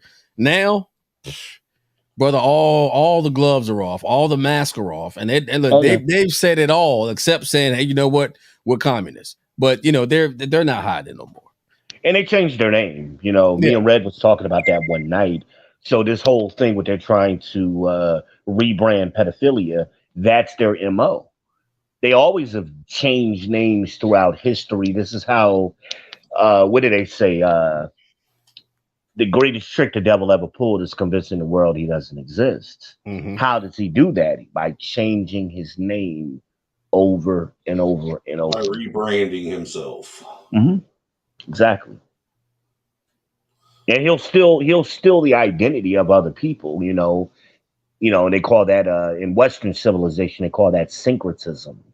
If you ever study Western civilization, particularly with Rome going forward, they do that over and over and over. They'll conquer a people and then become those people. Yes, sir. Yes. And then sell that image back to those same people. Yeah, man. I mean, I'm telling you, some of the craziest conduct ever. But the crazy part is it works. Yes. I mean, it works. Yes, over and over, thousands and thousands of years, you see these elements, it's just fascinating. It's fascinating. So some people think what we're seeing here is something new. But as the scriptures tell you, there's nothing new on the earth. Nothing new under the sun, so we're just seeing cycles repeating themselves. If you go back further enough in history, and if you get an understanding of history, you'll see these cycles. They just constantly keep repeating themselves. Well, that's why they constantly want to erase and destroy written history and written literature. That way they can hide the fact that this is a cycle that repeats itself over and over again, and convince people that that this is something new under the sun. And people don't read either. So you and I were talking about that when we did that video on my channel that night. We did that one together. We talked about the dictionary and words, and even Red and me and Red we was up to like 4 o'clock in the morning, and I was proving some things to him, and he was like, "Yo, you're not kidding." I was like, "No, dude, I'm telling you, like, look it up yourself."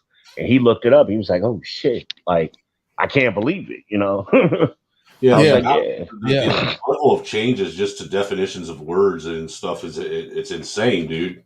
And some of these words we think are ancient words, like he and I, Red and I were talking about Africa. I said that's a made up word. It is relatively a new word. So she was sharing a website with me. I think it was what was it, Google Ngram, that it makes it easy to track the origins or the first usage of a particular word. So I Right. told him, I said, look up Africa. And sure enough, I said, when you get past the 14th century, there is no such thing as Africa.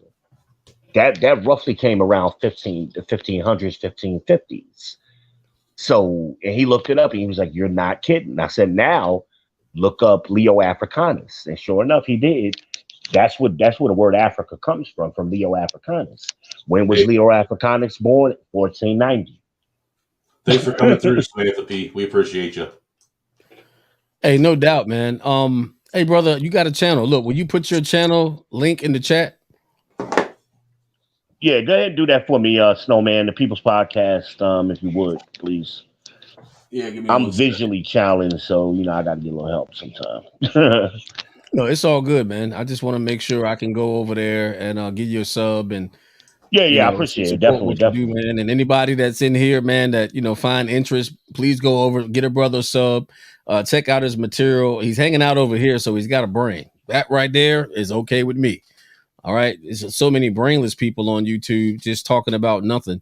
Oh, they fucking It's again, clueless. it's such a beautiful thing to have people that actually have information that that's worth ingesting, instead of all of this turdage. And they have no Turdage. clue, and it's just they just won't pick up a book, Yeah, yeah.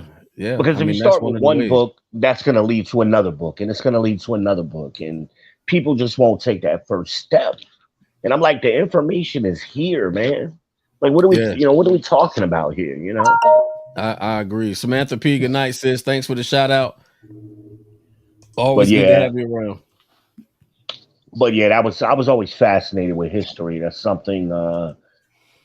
It's just how things are connected in the cyclical event of things. I get into these conversations with people all the time, but sometimes I got to back off because some people, like we're having PhD, level conversations, and they're in kindergarten. They're not even ready.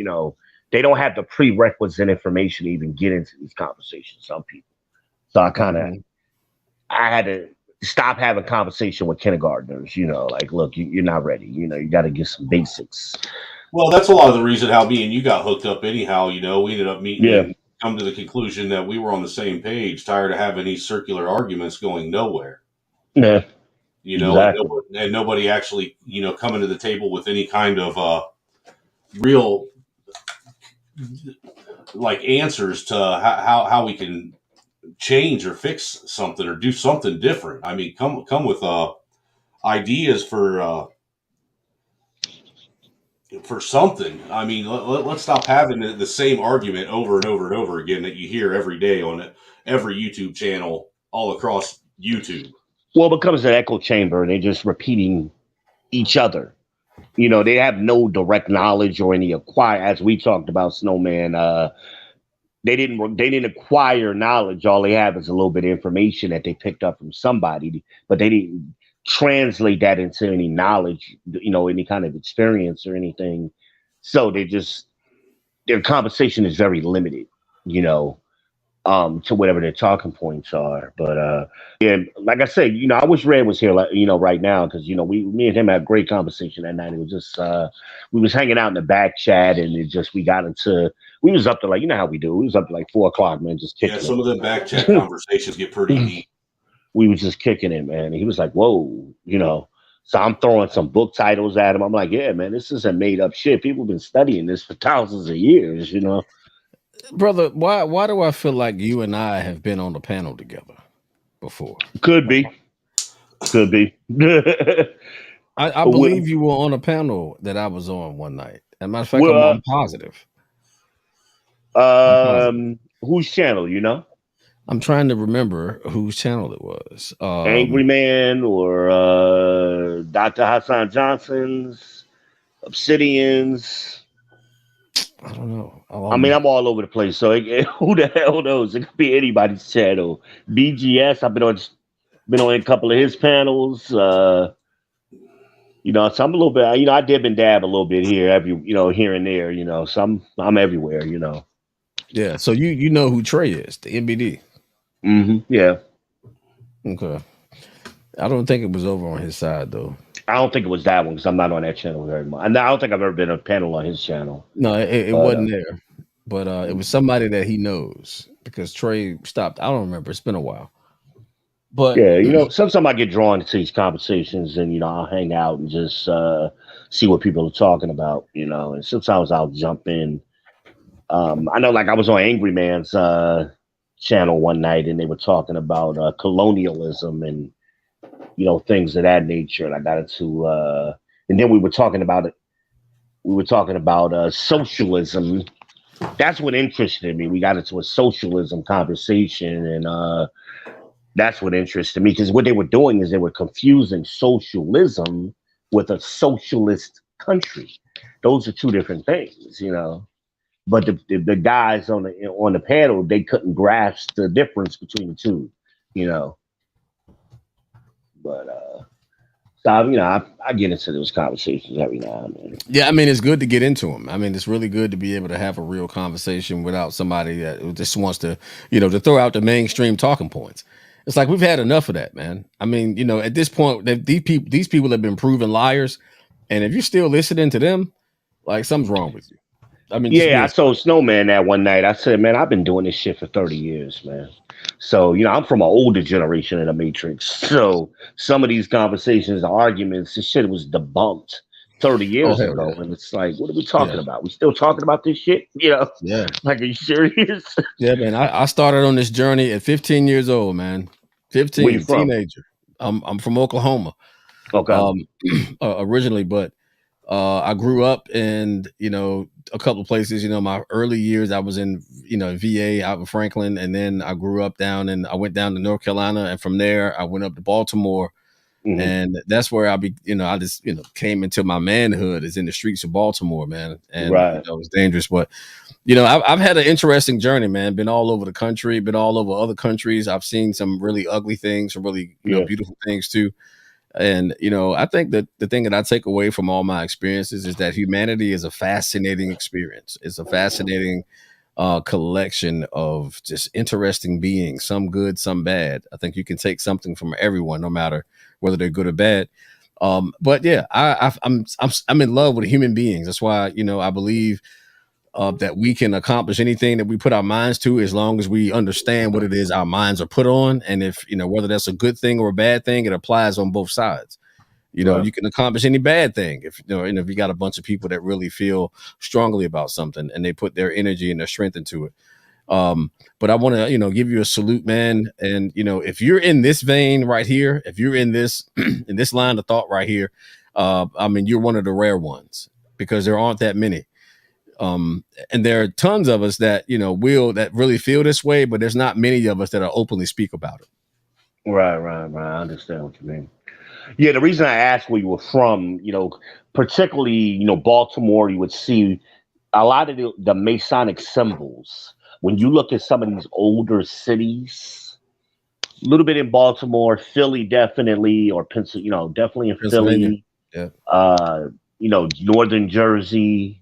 Boston, New York, you see these symbols in odd places.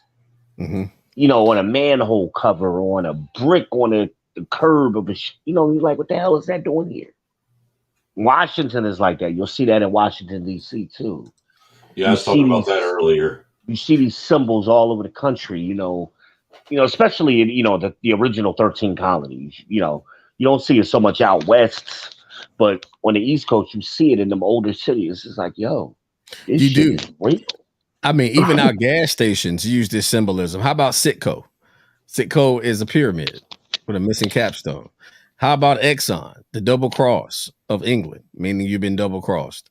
I mean, you can find, you know, this symbolism in plain sight. You know, even McDonald's and you know, it's a ton of it. Target. I mean, Target symbol. I mean, I think one of the most fascinating symbols that I've seen is the Starbucks. I stopped shopping at Starbucks. I stopped going to get their coffee, man. I kept looking at that thing and I was like, what the fuck? Like, what is that? And I did. I went ahead and I did a snapshot of it on my camera on the Google thing, and it sent me one place, and I'm like, there's more to this. There's more to this. The Google Lens app. Yeah. Yeah, it's more to this. It's more to this than that. And I'm coming to find out, man, that the symbol actually is a representation of child molestation, child abduction, and a goddess that practiced this. It's like, wow. So, It reminds me of Blade. What was that? Was that Blade 2 or 3? They started hiding the symbols of the safe houses, and Blade was like, "Oh, you guys are getting better." And the girl told Blade, "Well, we had to rethink our practices because of you." It's a lot of like little hidden gems in these movies where they're telling you outwardly what the hell they're doing. I was talking about that earlier too. Yes, he was. And think about how old Blade is. You know, think about how old that movie is. You know, yeah, good movie by the way. Yeah, great. You know, it wasn't. You know, of course he did his thing, but just people miss out on those little things. Like, why did they say that? Did they really need to put that in the movie? Did that really advance the storyline? No, not really.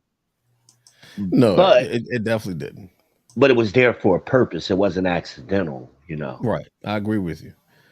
And TV always prepares you with what's coming next. Oh yeah, it's a desensitization process. You know, they want to keep throwing things in front of you, and they'll do it for so long to the point that it doesn't even affect you anymore. About 10 to 20 years out. So like whatever's going on in TV now, 20 years from now, it's going to be a reality. It's going to be a reality for sure. So I think the process is actually accelerated. Yeah, it might be 5 to 10 now. You're right. It used to be about 5 to 10 now. Yeah. Because what Ronald Reagan did Star Wars in 76, right? Well, now no, in 86 he came out with the movie Star Wars came out in 76, but then Ronald Reagan came out with 86 with the real Star Wars. It's like, whoa, that wasn't. We didn't have lasers and shit in 76, but by 86 we had them. Isn't that funny?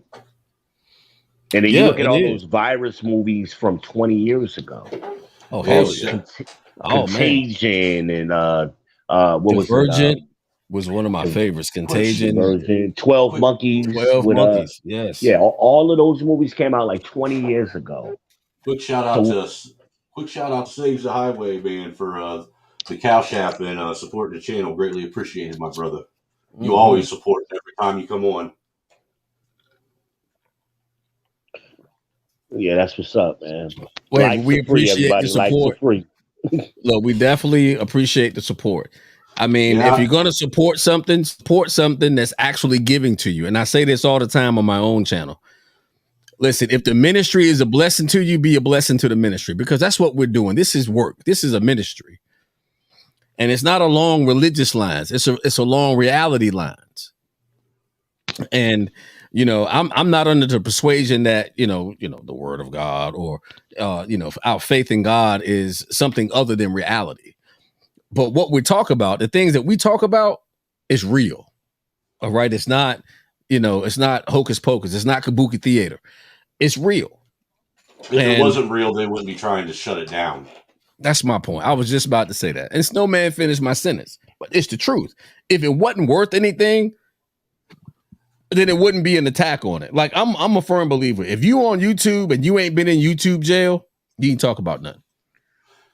I remember, I would share over the years, I would share books with people.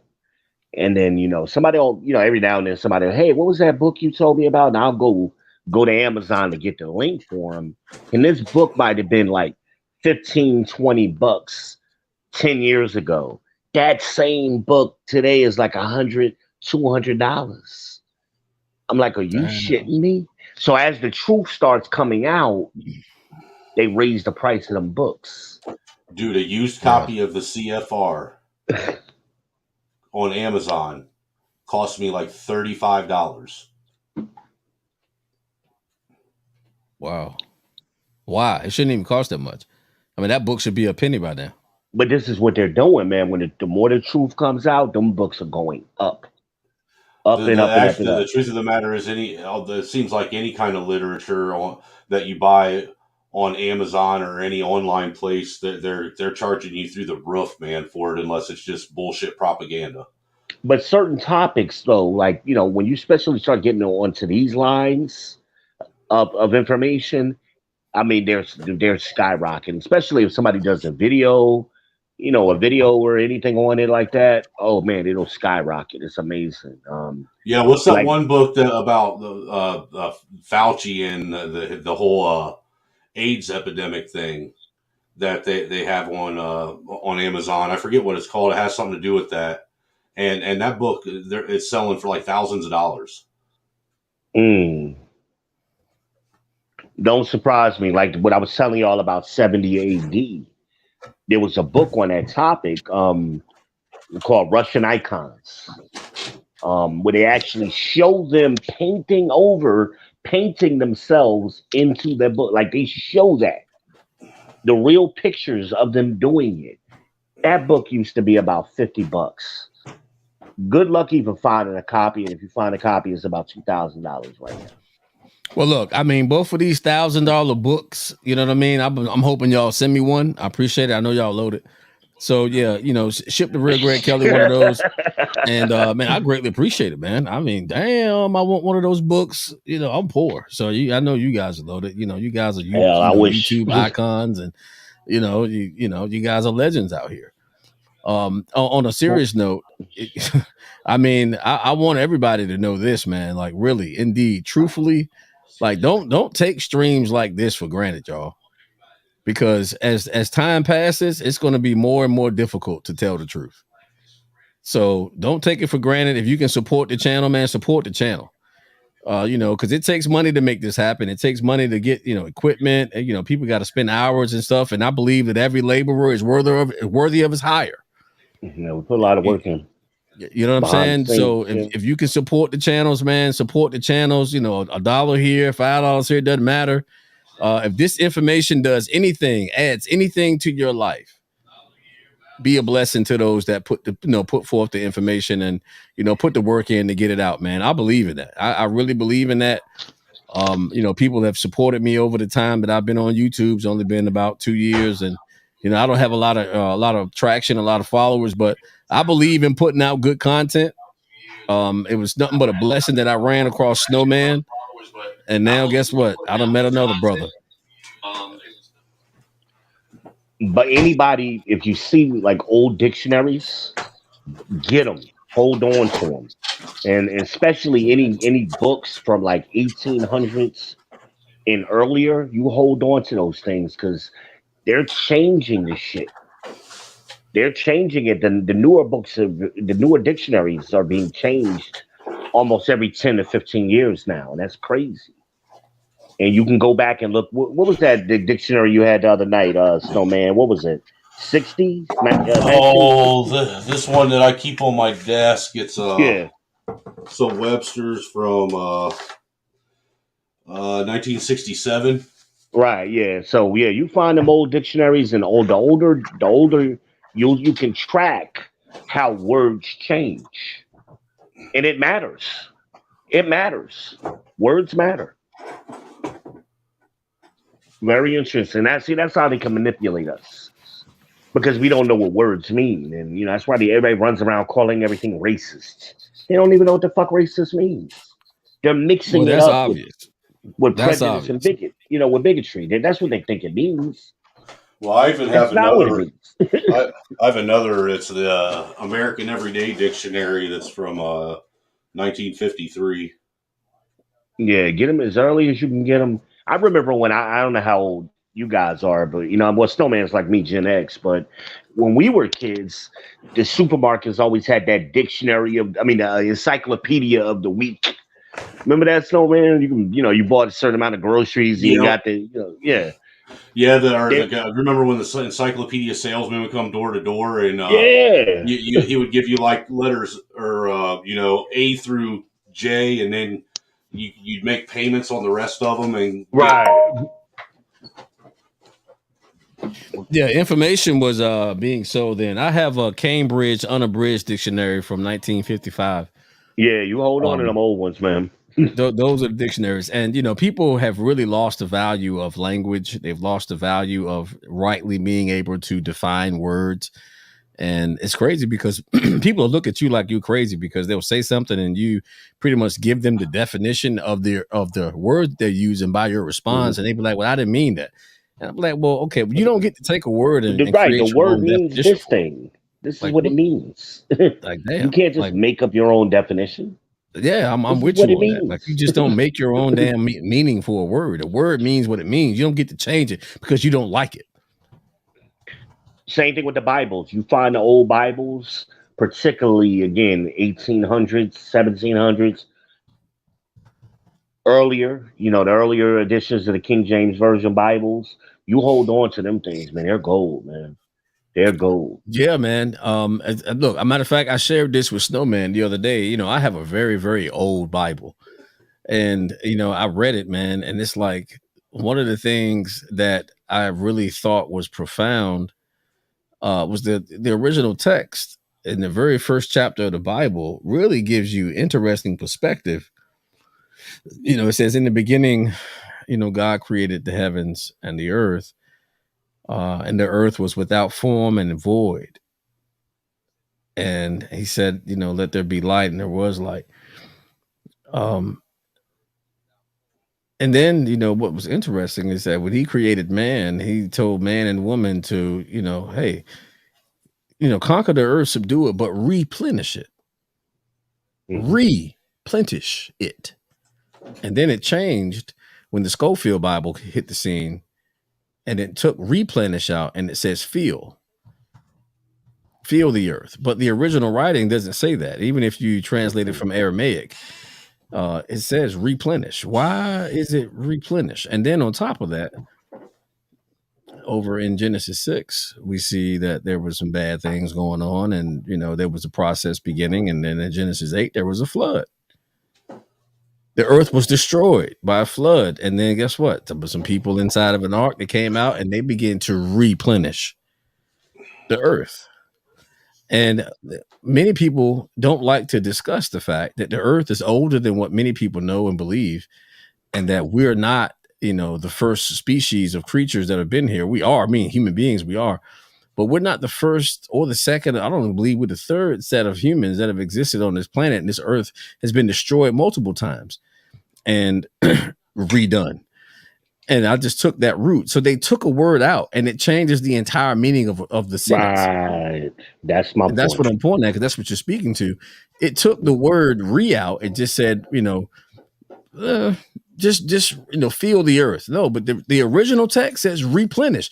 And again, if you translate it from the original text, it says, and it means what it says, replenish the earth. And you got to understand that the original translators of the King James Bible, right, those were 47 Hebrew scholars. It wasn't one man, it was 47 of the world's best linguistics. They were in Cambridge, and they broke up into groups, and they worked on this. They chose certain words very purposefully. They did the Old Testament, the Apocrypha, and the New Testament. That was the King James Version, 1611. Yeah, scholars. And it stayed that way from 1611 to 1865. What happened in 1865? Here.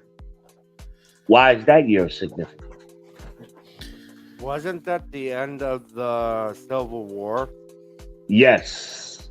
So now everybody could read. So it wasn't just black people who couldn't read. Poor people couldn't read either. They didn't have access to books. So now books became more popular and readily available in 1865. So what did the Roman Catholic Church do? They took out the Apocrypha. No, they didn't change it. So let me ask you this. While we're on this, let me ask you this. So when I was studying this subject, what I actually found is that there was a language called Latin that was being used to keep the people illiterate, because many people didn't know Latin at that time. No. And so they had to be codependent on the priest to tell them what the scripture meant, and the people couldn't read the book for themselves. True. Why do because I know in Catholicism, in the Catholic faith, most parishioners are not supposed to, most people in the congregation ain't supposed to read the Bible. They're supposed to get everything from something I don't call them, but because of what the Bible actually says, the father of the church. They teach all of that. The Jehovah's Witness are not allowed to read the Bible for themselves. The preacher is supposed to read, the elders are supposed to read, the deacons are supposed to read all of that and teach on it. The normal person ain't supposed to read it. The Christian faith, the Gentiles, as we're called in the Bible, are the only ones that actually get to read the Bible and translate it word for word. We're the only ones in history that know what the Bible actually says that was not taught to us. We got to read it for ourselves. Yeah. I got a question. Who's playing that cool music? And just for the record, Lemon Peppers, I'll talk to you later about that because it's an interesting spin with that one. And I'm playing that, man. Oh man, that's pretty dope, bro. That's dope. That's some of the stuff that StreamYard gives you, that some of these little tracks for free to play in the background. Yeah, man. I like it, man. Y'all know I produce music, so when I hear good music, I'm like, yeah, I like that. That's really smooth, and it just kind of fits the, you know, it helps build the it helps build the ambiance. Yeah. And for everybody, everybody, to what we're doing, it makes it great. Hey, you guys, make sure y'all share this out, man. Like, subscribe to this channel. We're trying to build Snowman's, matter of fact, it's really about just building up channels that are, worthy to be built up, man. We're trying to build a community is what we're trying to do. Yeah, exactly. Real information, man. Real information, real character.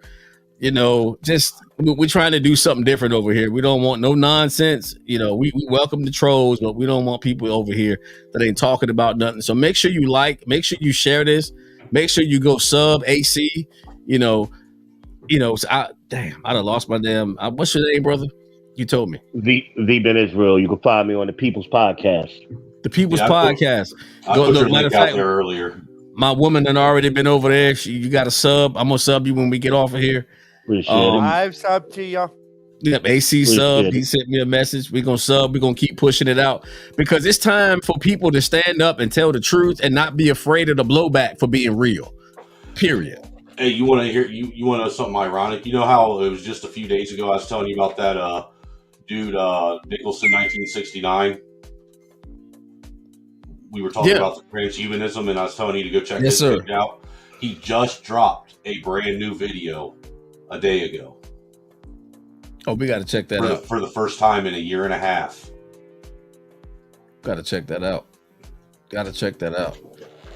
Yeah, actually, what I plan on doing is I want to go pull some videos from his channel anyhow, and start doing some shows on transhumanism. Yeah, if you want to really find out how powerful that movement is, check out Uvalde Harari. Like, this clown, he's a nutcase, and I'm actually going to do some videos on him because more people need to know who he is. And they need to know what his agenda is. And here's a guy that Barack Obama said was his favorite author, and he's all about transhumanism. Uvalde Harari. Check that name out. Everybody definitely on this panel, you deserve to know who this guy is. You might want to write that in the back chat because I don't even have a clue how to begin to spell that. Oh, don't worry about it. I'm gonna send you some links. Right on. And once I send you the links, you can follow him anywhere. And if anybody wants to get that, I'll drop something in the chat, man, so everybody can get a hold of this. Like, this cat he's a nutcase, brother. But what's really amazing is that he's a Jew. He's from Israel.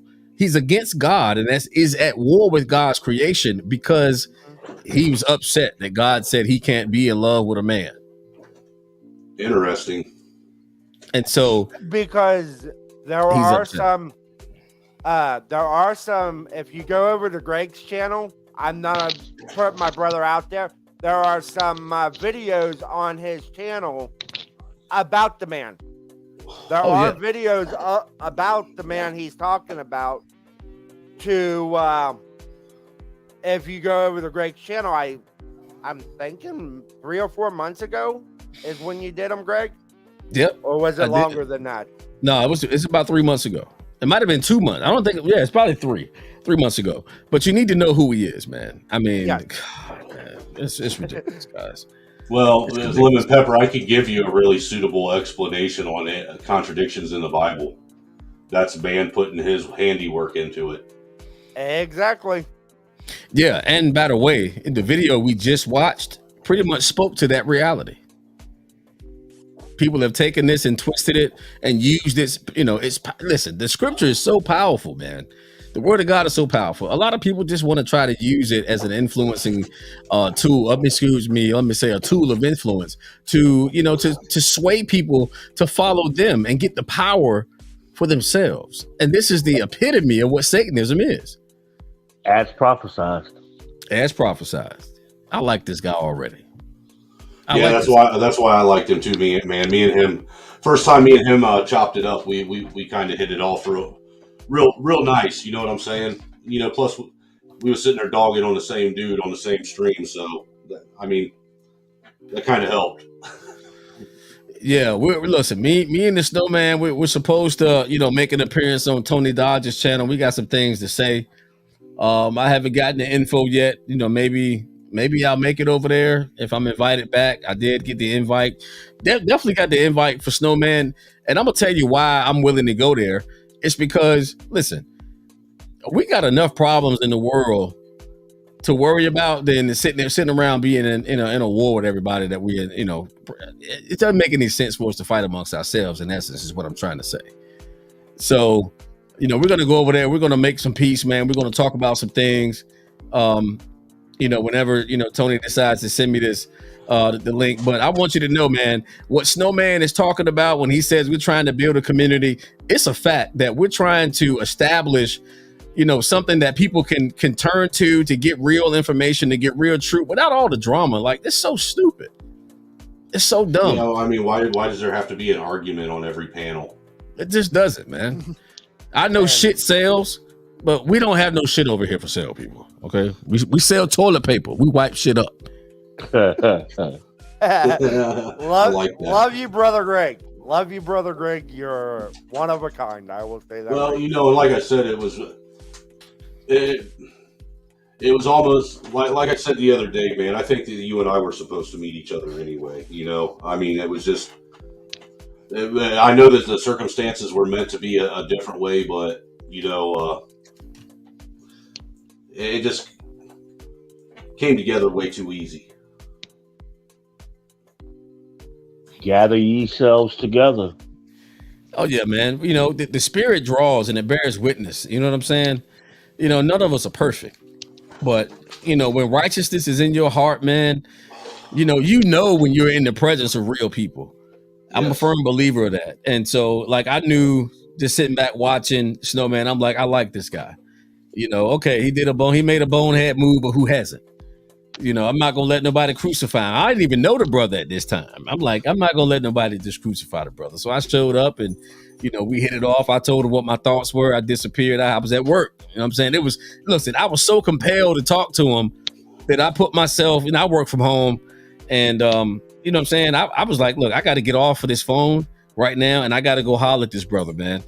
And that's how real it was to me. Like, it's enough bullshit out there for them to go around, but how much real shit is out there? And we're on that tip. We on that, putting the real out. Put the real out. That's you know what? That's something that I've recognized and noticed a lot on YouTube too. Is that there's so many people that are trying to portray this character or image or whatever. They're being something that they're not. That when someone actually really comes on here and they're truly being who they are, that they're being honest and just upfront about things that most people on YouTube don't know how to handle it. Yeah.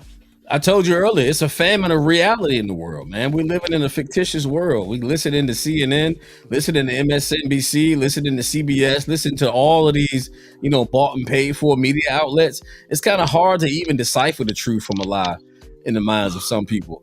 But when you encounter the truth, you know it. You know, when you encounter what's real, you know it. Hey, Snowman, you know I ran Grammy and Papa off Jay's channel, right? They unsubscribed. Is that you who did? I was wondering why they ain't been around. I kind of got in her ass one night. Was that the night that me and you were digging in her because she wanted to sit there and get in her feelings about us telling the truth about how the system is towards men and their children? I'm not sure if it was that night or if it was the night she kind of she took a snipe at me about a scripture and kind of like insinuated that I was misquoting the scripture. I don't know if you were on that night. I don't know. There was look, dude. I just know that most of the time when we were in the back chat, when she would start talking, I'd turn my ears off. Well, this was live. This wasn't even on the back chat at this point. This was live, and I took offense to that. Like, lady, I'm the wrong one for that comment. You know, we're gonna dig into that. What are you saying? I'm misquoting? Because we can go line for line. Please, I'm ready. I study 4 chapters a day, lady. I'm not that dude, you know. I say you're the one that gets in your feelings because you don't know what you're talking about. You should be listening and learning from silence and learning from your husband.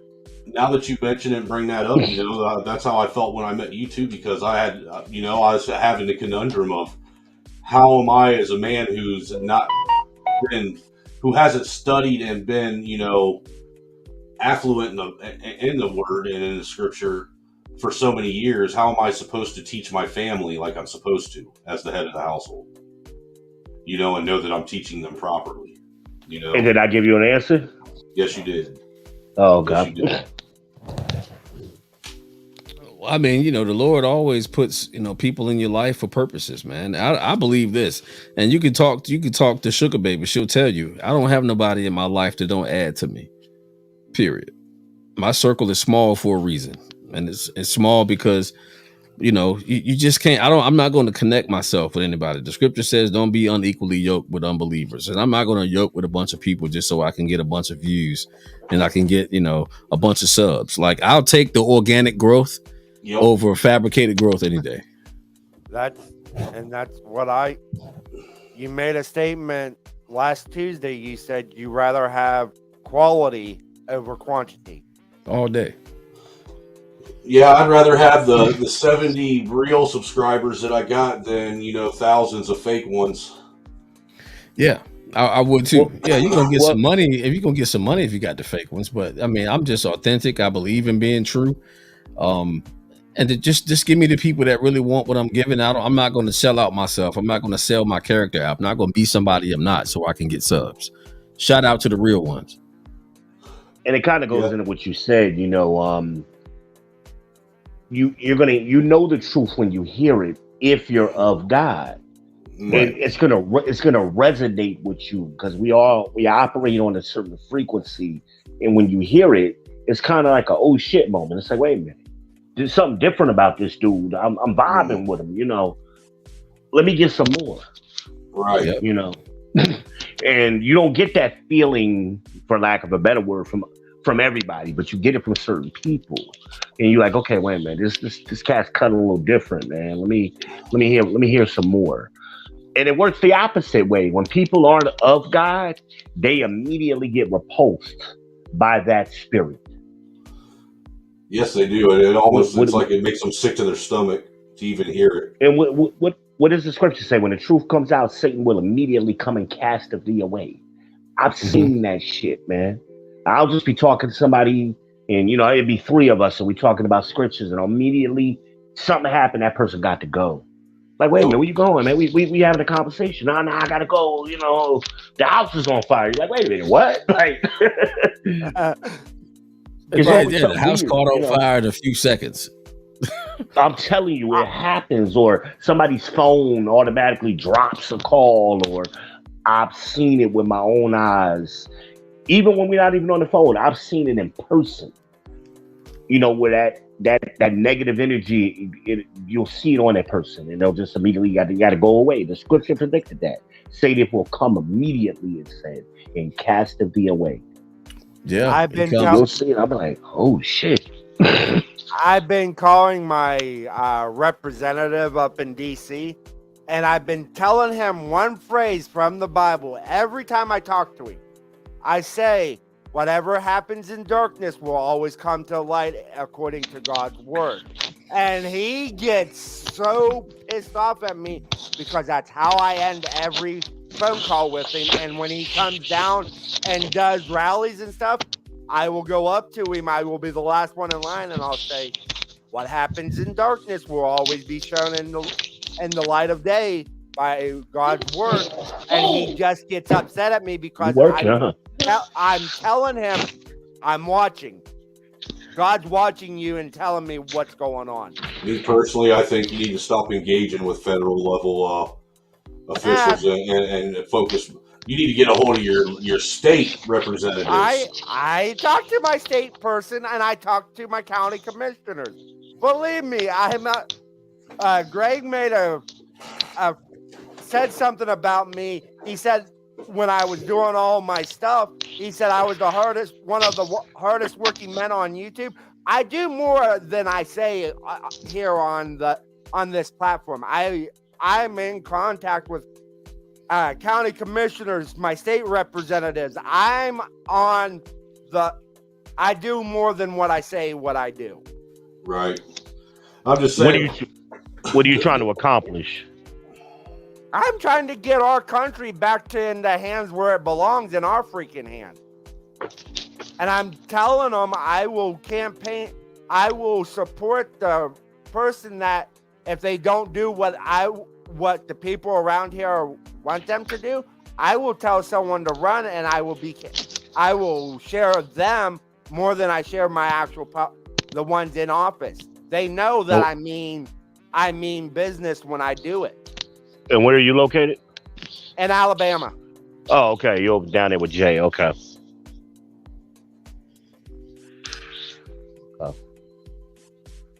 Yeah, actually, at one point in time, I was since we just moved to the city that we live in now, I don't even feel right voting this year because I don't know anything about any of the local politics yet.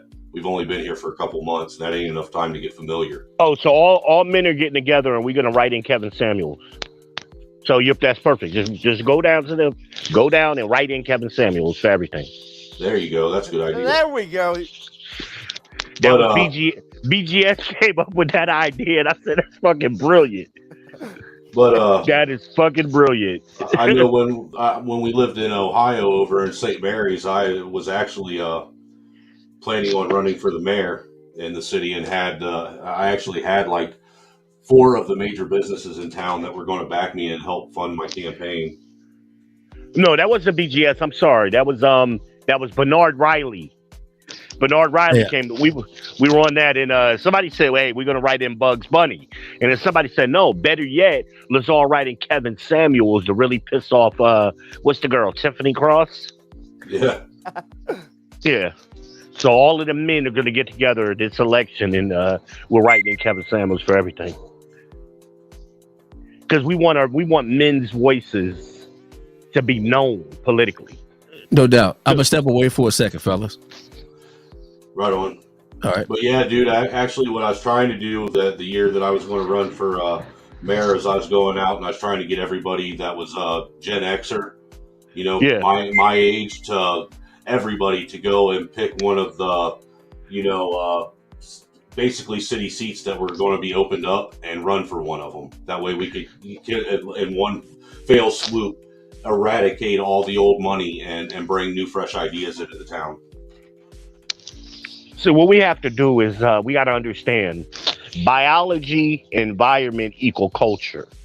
So in order for us to influence the culture, we can't change the biology, but we can change the environment. So men, us working men, black, white, and other, we need to get together and start and you and I talked about this before, because we see the world the same way anyway. And they've been trying to keep us together, keep us apart, rather. Mm-hmm. So we need to make a name right there, Queef Eater. What's up, Queef Eater? that one, when I seen that pop up on my TV, I was like, "What the?" Oh, that was somebody in the comments. I didn't even see. I'm not looking at the comments. Yeah, that is just one of those. But No, Yeah, no, but- you and Jay have gotten me into the habit of paying attention to the comments now that I Oh, usually okay. ignore. Yeah, we gotta change the environment. And that's the only way you can change the culture. You gotta change. The biology is static. We gotta change the environment. So we gotta change that political environment. So we gotta make these parties pay attention to us. Because what men's issue, a specific men's issue, has either party pushed forward in the last 50 years? Locking us all up. I'll wait. exactly. Locking us all up, making us all criminals. But I mean, you're right. But I meant proactively for us and the good of men. Nothing. They haven't done anything. Nothing. And So- brother, I'm gonna say this, Mr. Israel. I agree with everything you're saying, and the thing about it, they want to keep us divided. They want. Yes, they that was the want me plan and from the Snowman beginning. to be against you and Gray. That That's was- what they want. That was the plan from And the they're- beginning. Yep, and they're using the women as the tool to make it happen. Yes. That too. Yes. I talk to black guys all the time. We talk about these racist, quote unquote shit. Oh, what's the biggest impediment to black men in this country? Of course, they're gonna say the cops. I said no, it's black women. Let's be real about it. Let's look at the numbers. Who's killed more black men in the last 50 years? It wasn't police. It's black women. And now you got some of them out here on YouTube campaigning for it to continue to happen. Yes, let's be honest about it. I'm not against women, but we got to call a spade a spade. It is what it is. Like, you and I have talked about it. We live the same life. Right. We just been in different zip codes. Yep. I'm from the ghetto. I'm from the hood. I'm from the trailer park. I'm from Newark, New Jersey. There's no way. They didn't think we should be talking like this. Right. They said we couldn't do it. Well, look, Why not? And the biggest mistake they made was that the one part of the lockdown, in my opinion, that backfired on them is this right here. People in America, they got on YouTube, they started seeing these open talk discussion panels, and they started getting on and engaging with each other. And Men particularly. Yeah, and now you got men from all over the country that, like you just said, shouldn't even be talking with one another, should never even know who each other are, actually having discussions that shouldn't be had. And that's it's like, dude, motherfuckers scared. You start talking, you go like, they're like, dude, I had that same shit happen to me. You like, how? Same shit. But they lied to us. They lied to us. And I've been all over the country. Again, I'm from Jersey, but I live in the South. I've been in the South for 30 years. Right. I've seen it all up and down the East Coast. You don't have to tell me exactly what state, if you don't mind. I'm in North Carolina. I'm in Charlotte. All right. Okay, you close, baby. I got family out there in Guilford County. I got family out there in the Charlotte area, no doubt. And I'm up there. I'm out that way. I go up there. Yeah. Where you at? What state are you in? I'm in VA. Oh, okay. Yeah, I got family up there. I used to spend summers in VA. Newport News. I'm right there. I'm right there. Now, Yeah. This is why they don't want people coming together. We can find the common ground and say the hell with the political establishment. They lied to us. And we always talk in the manosphere about how women were lied to. Well, we were lied to as well. Mm-hmm. They said, y'all can't work together. Y'all see the world differently. No, we don't. It's funny. We've all built we've all somehow managed to work together in the workforce and build this country into what it is. Exactly. Yeah, but And somehow outside of that, we don't get along. See, Yeah, that's I'm sorry. You building the state. They didn't want us to build the state. Yeah, you just don't see any white dudes like me go up in the hood and sit down on a stoop with a bunch of brothers and chop it up. Right. But it could happen. It could happen. It does happen. But it happens all the time, man. It I was does telling them happen. I'm the other living week, proof of it. like, a lot of my best friends, man, they're white dudes. You know what I'm saying? And they'll say, look, one of my best friends are black dudes. I mean, it's just what it is. Ain't nobody really looking at it that way. It's about, listen, what's the quality of our connection? And when the connection that we have, is based off mutual respect, we respect each other as men, we respect each other as humans.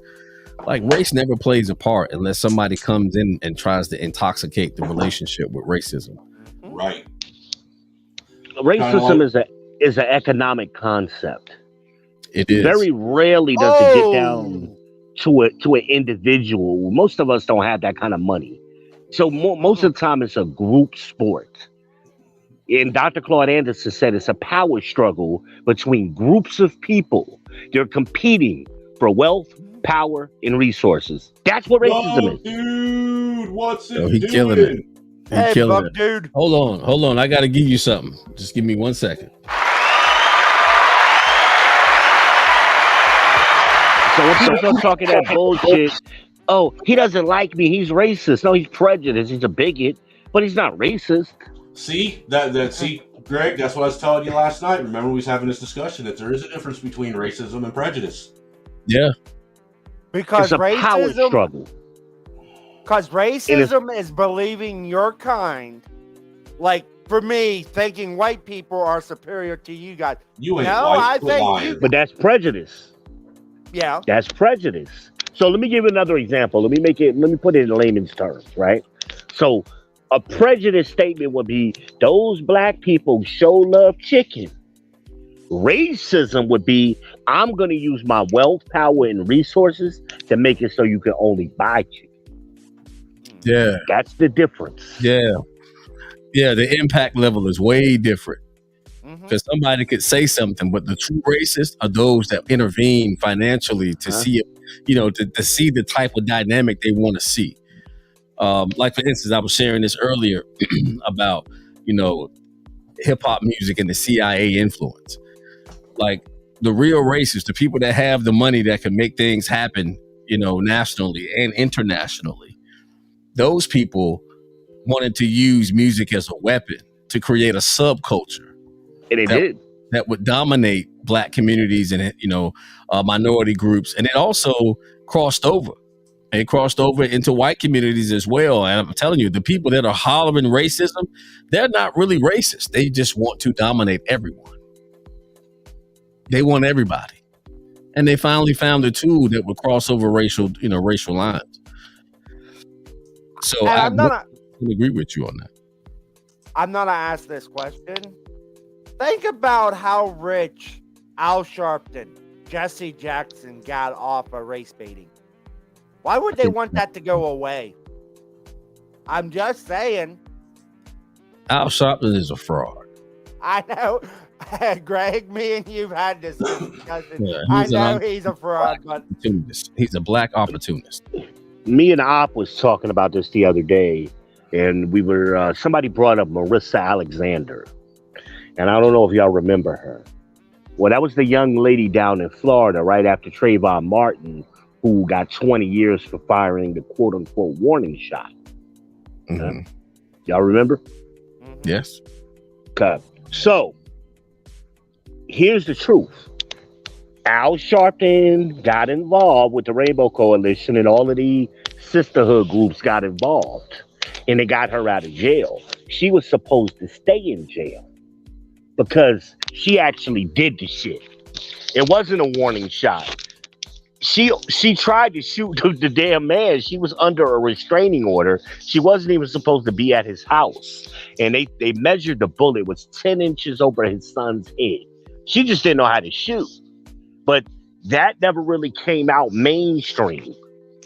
Now, I think her name was Corey Alexander, was the prosecutor. She came out around that time and told the story, and they were saying, like, you're a woman. Why aren't you supporting this black woman? And she's like, because she did it. Like, she really did the shit. But it was so much political pressure from Al Sharpton and those type of groups that they tried to make the stand your ground apply to her when it didn't. And that's what the judge said. That's what the judge denied her. She didn't qualify for stand your ground because first, she wasn't in her own house. She was in his house, the boyfriend. And he had an active restraining order against her. But they didn't let that come out. That was the political pressure that Al Sharpton and those type of people put on the system. And of course, corporate media backed it up. Yep. But that girl was supposed to be in jail. She was supposed to be in jail. But they swept it under the rug. You know how much money Al Sharpton made during that time? He was all over the TV at that time. Because Probably Trayvon Martin 8 happened. figures, mid-8 figures. Trayvon Martin happened, and then we went into Jordan Davis. And then right after Jordan Davis, it was Marissa Alexander. And then right after that, it was Mike Brown. Mike Brown. Yeah, Mike Brown. Hands up, don't shoot, which is a freaking lie. Mike Jones. I mean, the guy was, 6'2"? How did he get shot on the top of his damn head? No, he was beating a police officer to a pulp. I mean, I remember watching the No, not Mike Brown. Mike Brown was the guy with Are you talking about Mike Brown and Ferguson? Yes. He got yoked up by the police officer. Yeah. No, he was. They accused him of stealing out of the store, which he didn't. And Right. he was actually kneeling down when they arrested him. Well, when the cop was trying to arrest him, but they ended up shooting him through the top of his head. So who was the guy that got choked out? Why am I tripping? That was Eric. That was a guy from New York with the Lucy's. Yeah, the I Lucy. Can't Breathe guy. Yeah, I can't. Yeah, that's what I was talking about. Okay, yeah, I got him. Yeah, I can't remember his name. Eric something. But to go to his point though, Al Sharpton, Jesse Jackson. I mean, when he wasn't hiding babies and shit, he was great at hiding babies. And when Jesse was a hot baby, some old ass babies he had, and he was an opportunist, just like Al Sharpton, Yeah, Jesse Jackson the same way, man. Like, this guy has done nothing but eat off of, race bait. The NAACP as a whole has let down, America's black community. Unfortunately, it's sad to say that Donald Trump's done more for the black community than the NAACP has. That's true.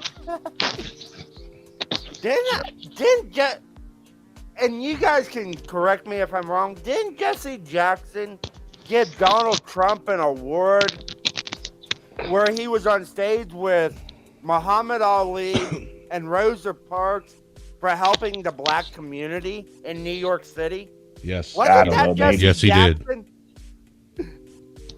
Maybe. I don't care.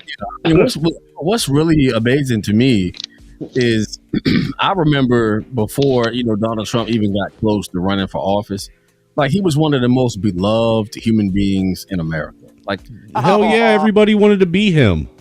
Yeah, man. Rappers were rapping about Donald Trump. I mean, it was all in the music. It was, it was in the political world. Like, people love that guy, man.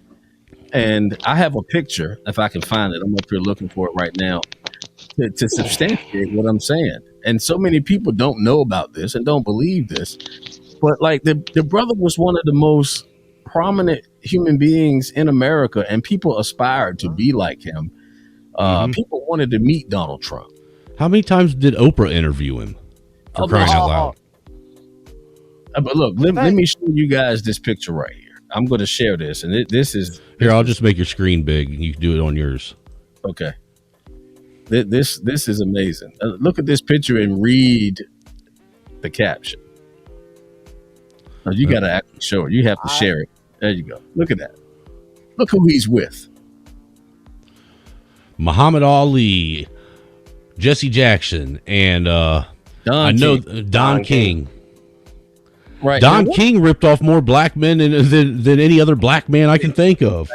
But why is a racist white man hanging out with these the black dudes?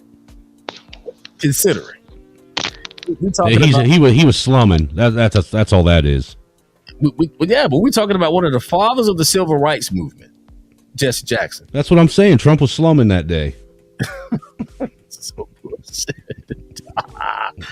He's got the greatest boxer in the history of the game and one of the biggest crooks in the history of the game.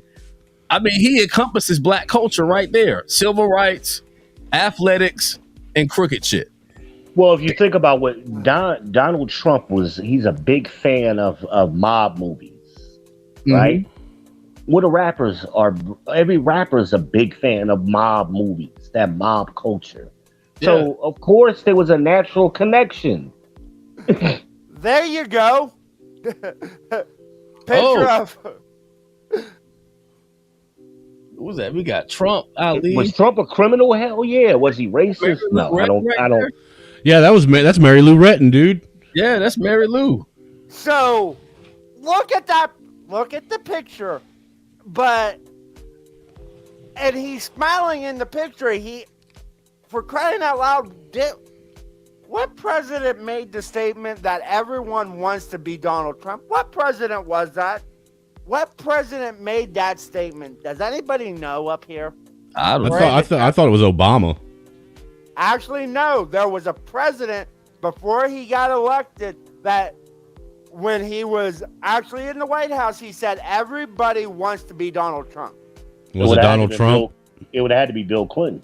Well, I was going to say it has to be Donald Trump because Donald Trump's narcissist. It was Barack Hussein Obama. That's what I said the first time, dude. I didn't hear you the first time. Sorry, Snowman. I said Obama, and you said no. No, that's exactly what he said too. I thought you said Oprah. My bad. I'm sorry. Well, Oprah was never being a president. Okay, come on, man. Come on. Oprah will never be a president. Actually, she is the president of one of the biggest pedophile rings in the world. She runs an orphanage out in Africa. And you remember St. John of the Cross? All those girls he got caught with, he got them from Oprah. Newsflash. Him and Oprah were tight. That's why she was defending him, because she felt like if she didn't defend him, then he would out her, and they would find out that her African orphanages is nothing more than a human trafficking ring. Saint Oprah's going to strike you down, man. You better be careful. You know, black women pray. You know, black women pray to Oprah now. I know they do. Yeah, she said you'll get more. Trust me. Pray to that broad. she's the real black Jesus, according to black women. She's disgusting. Yeah. She's disgusting. But remember, black people and black women in particular are so oppressed. How the hell did this woman reach the levels of success that she's reached? If we live in an oppressive America. Okay, are we going to do that tonight? How the hell did she get there? That's a good question, man. I asked that question about a lot of things. How did anyone get where they are if this is such an oppressive America?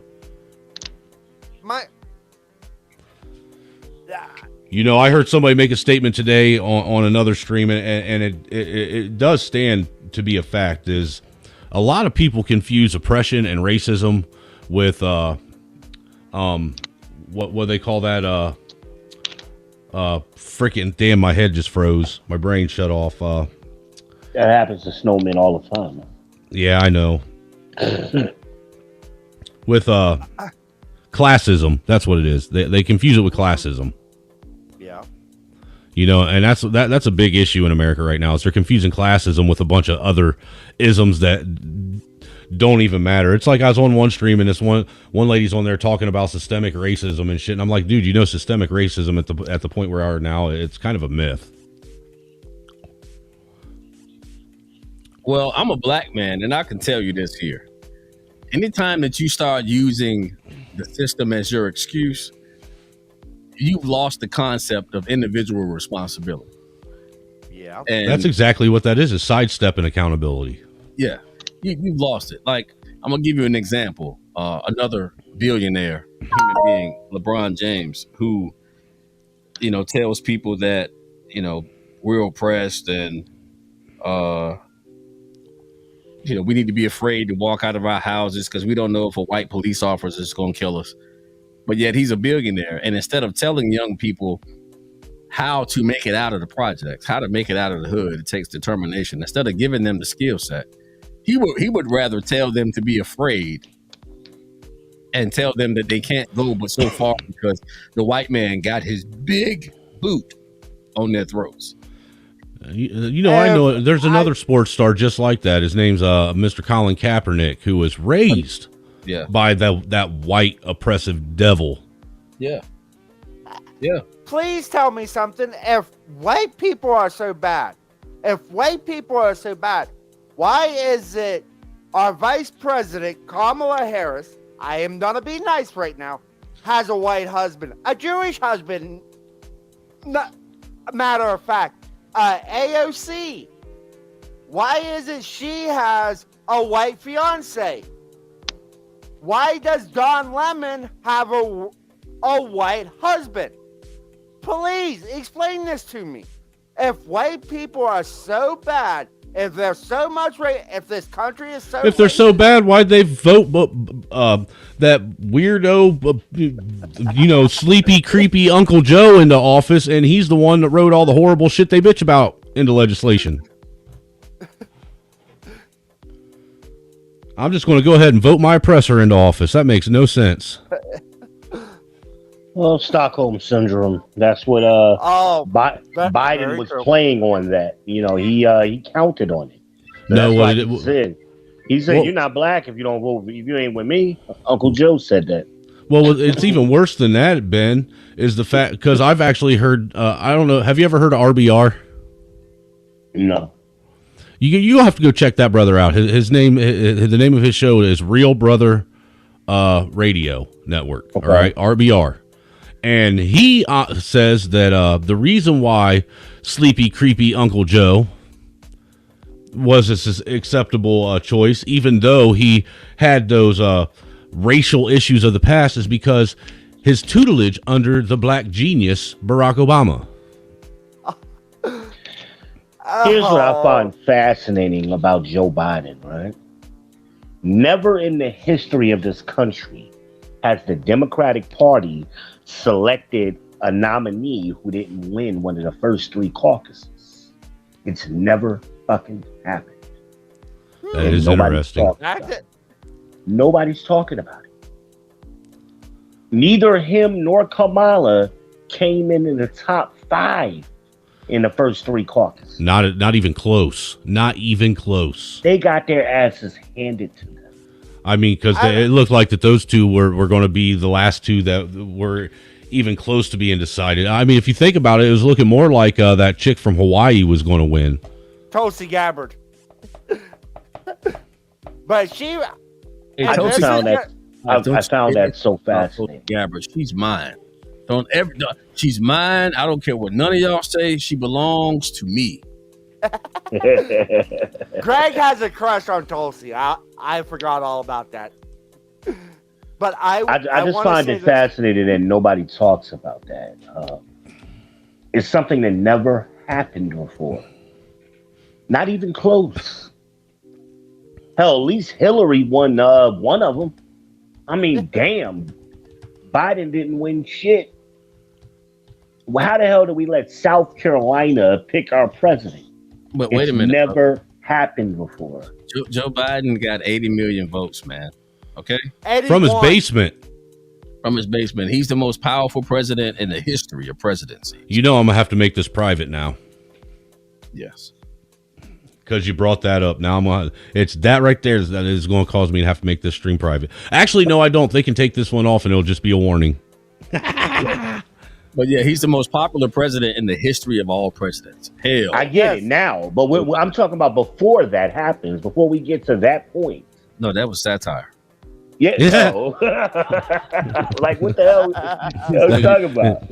He was trolling you. He got more votes than the only black man to be president of the United States. Well, first of all, Obama's not a black man. Let's get that correct right now.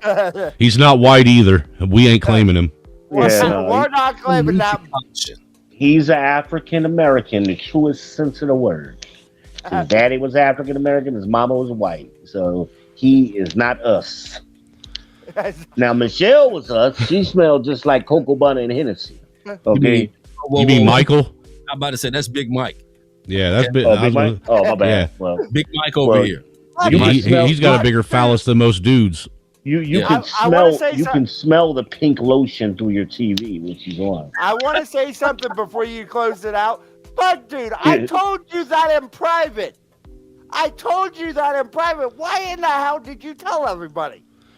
Damn. Angry conservative voted for Obama 7 times. We're gonna make sure that everybody in the world knows that now. You will not be able to ever live that down. Obama did nothing for black people. Oh no, and they love him. He did a whole lot for the Skittles community, though. Trump did a lot of shit for black people, and they can't stand him. Like, I got something to show y'all. Y'all gonna love this. Okay, y'all gonna love this. Make me big again. You're gonna like this one. Oops, wrong one. What they look. This is what the Obamas looked like before they came into money. Okay, y'all ready for this? I've seen this. Are y'all ready? Bam! Go on and share that right there, Snowman. There they go. That's Big Mike and Lil Obama. If you're gonna tell me that's a woman, I'm not sure if your eyes are any good. All right, that's Big Mike right there. Wow. Okay.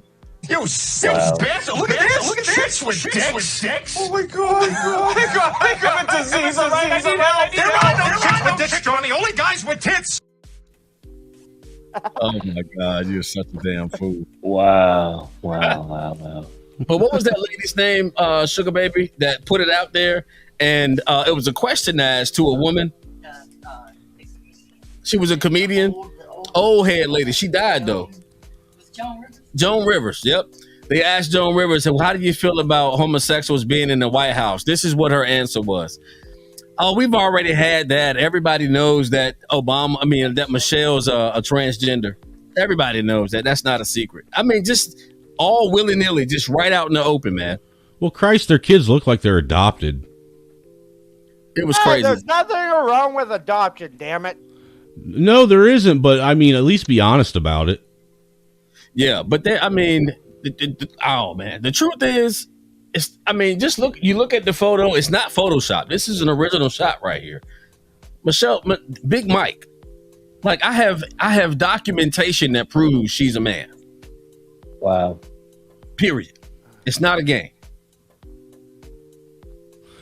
But Big Mike be the he be the mikiest Mike there is of all Mikes. You know, like the rickest Rick of all the Ricks. So just make sure we spread the word. All men writing Kevin Samuels this election. Dude, that would be amazing. You know, that'd probably make that man smile from the grave if he actually won the election. No, it's gonna make these girls go friggin' ape shit. Yeah, dude, it's gonna. And see, that's another thing that actually is really sickened me. When Kevin Samuels died, I have never heard and never witnessed before in my life so many people, specifically women, come out and just dog and cheer on somebody's death like they did. Well, you weren't paying attention when Kobe died. They did it to Kobe too. Yeah, they did. I think the only person that will beat Kobe and Kevin Samuels when they die, that will get more women thanking God that they're dead. There's only one man I think it would actually be. There's only one man that would overdo both of them combined. I think most women would cheer this on. I think the day Donald Trump, when they say Donald Trump dies, you're gonna see an entire world of women just celebrate. I don't think so. I don't think so either. I don't think so. No. Hey, what's the guy Harvey Weinstein? I think when he dies, a ton of women are gonna celebrate. Hell, I thought when Rush Limbaugh died, you'd see a bunch of women celebrating, and that didn't happen. No. I was surprised at that. Maybe but with that being said, you know, we're coming in on 3.5 hours here. It's been a wonderful stream. I know me and Greg, we got to bounce over to another catch stream and grace him with our presence and some banter. So go ahead and start from the top, man. Anybody that wants to give their words of wisdom before we close this out, feel free, man. We'll start with you, Israel. Hey, man, it was just a great time. I'm glad I came over. My name is Ben Israel. I am the People's Champ. You can find me on the People's Podcast. I'm on it. I found you. You were lost. At least you're better than Jay. You know, Jay can never find me. Fucking retard. Jay, man. Go ahead, Angry Conservative. What you got for everybody? Great information you brought out the last 2 nights, Angry Snowman. And maybe me and you need to start doing streams together and calling ourselves the Angry Brothers. Negative, sir. Negative. That's too much angry for one panel. It's gonna be like the Property Brothers, but the Angry Brothers. The Angry Brothers. I mean, But, we can be cat, you know, brothers on YouTube, but dude, no, I can't claim you. It's too much anger. But thank you for Snowman. Thank you for letting me come up. Great information, great stream. You and Greg broke it down to where people can understand this stuff, and God bless both of you. Yeah, man, and I appreciate you putting the word out, man, and helping promote the last couple streams, brother. You know, it's actually brought quite a few people in. I think in the last couple nights, I've actually got an extra 20 or so subs out of it, so greatly appreciated. And greatly appreciate all the new people that's come in and sub to the channel, because me and Greg ain't going to stop doing this. We're just going to bounce back and forth from each other's channels. So get used to my platform and his, because you're going to have to bounce back and forth. Oh, yeah, for sure. Yeah. Oh, it's on me because you last. Look, yes, everybody. This is for everybody. Everybody. Let me go hood on you. This is for everybody. Okay? We don't have nothing but love for y'all, man. And I appreciate everybody showing up tonight and showing love, showing your support for the Snowman. You know, we are, freedom lovers. We are the resistance, man. We are on the front line. I think we all know what this could cost us, but we do it because it's really about you guys making sure that you guys have the information that you need to stay free. So if you can support Snowman, support him, man. Support what he does, support what he stands for. And if you do so, you'll be being a blessing to me, because I love to see people that are not afraid to stand up and speak out for what they believe in, and to call out tyranny and to call out BS when we see it. Y'all are beautiful in the chat. Thanks again for being here. This is going to be my last word. Stay American, baby. Stay American and stay together. If we do those two things, we can beat anybody. Stay American. I love it, dude. I think that we need to go back to having pride in America. What about you? I agree. No doubt. You know, I never thought that I'd see the day where we would live in this nation, and being prideful and having pride in your nation made you an enemy of the state and a racist and a bigot and someone to be shut down. I never thought I'd see that day. I didn't either. I swear I didn't. But it's here now. It is here now, and we in the thick of it, baby. We are in the thick of it. It's here with a vengeance. It's like living in V for Vendetta, bro. Yeah. Love y'all. Snowman got the last word. Peace. Yep. But yeah, man, as everyone else said, man, I greatly appreciate everybody coming in today and checking out this stream with us.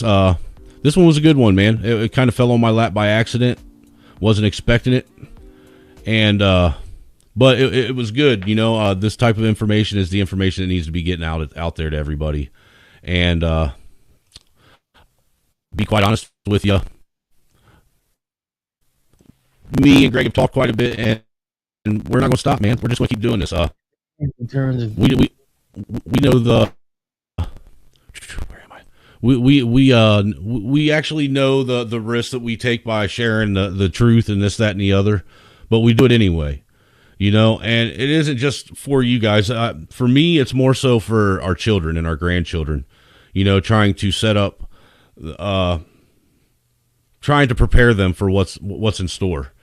You know, all we can do is teach them and guide them the best way we can, and give them the tools that they are going to need to eventually continue on with our work that we started, because they're the ones that are going to have to finish what we start, unfortunately.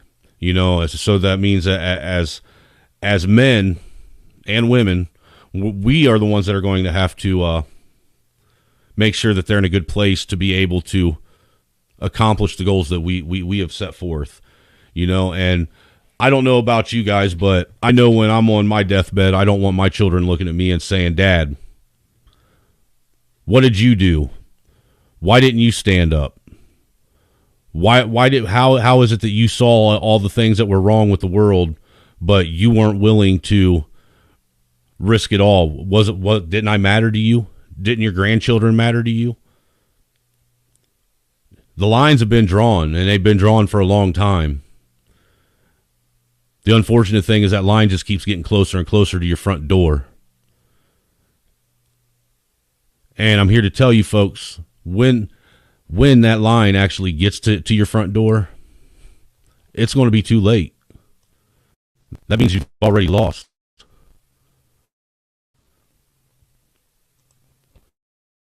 With that being said,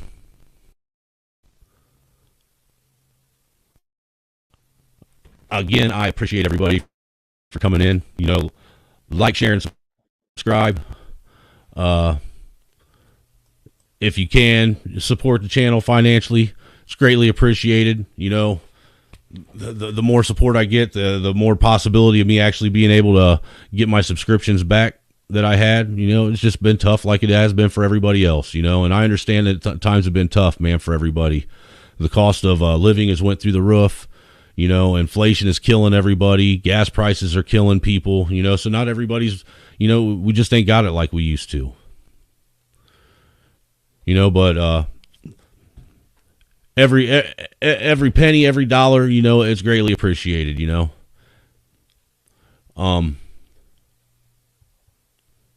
Trying to find something here real quick to end this out with real fast. There, that'll work.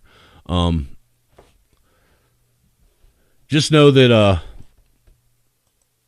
we're going to keep doing this the best we can, you know, and we're going to keep going. And look, I'm going to ride this out with Brother Greg Kelly till the wheels fall off.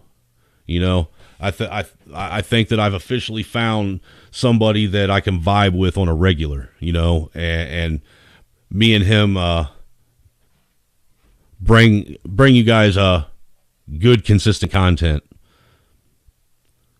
With that being said, much love to everybody. I hope you guys have a great Tuesday morning and great rest of your work week. We'll probably come at you again sometime this week. Don't know when, but I'll let you know soon. Just make sure you hit that subscribe and that notification bell. That way you get the notification. With that being said, as I always say, man, if you do what you've always done, you'll be what you've always been. So, be the change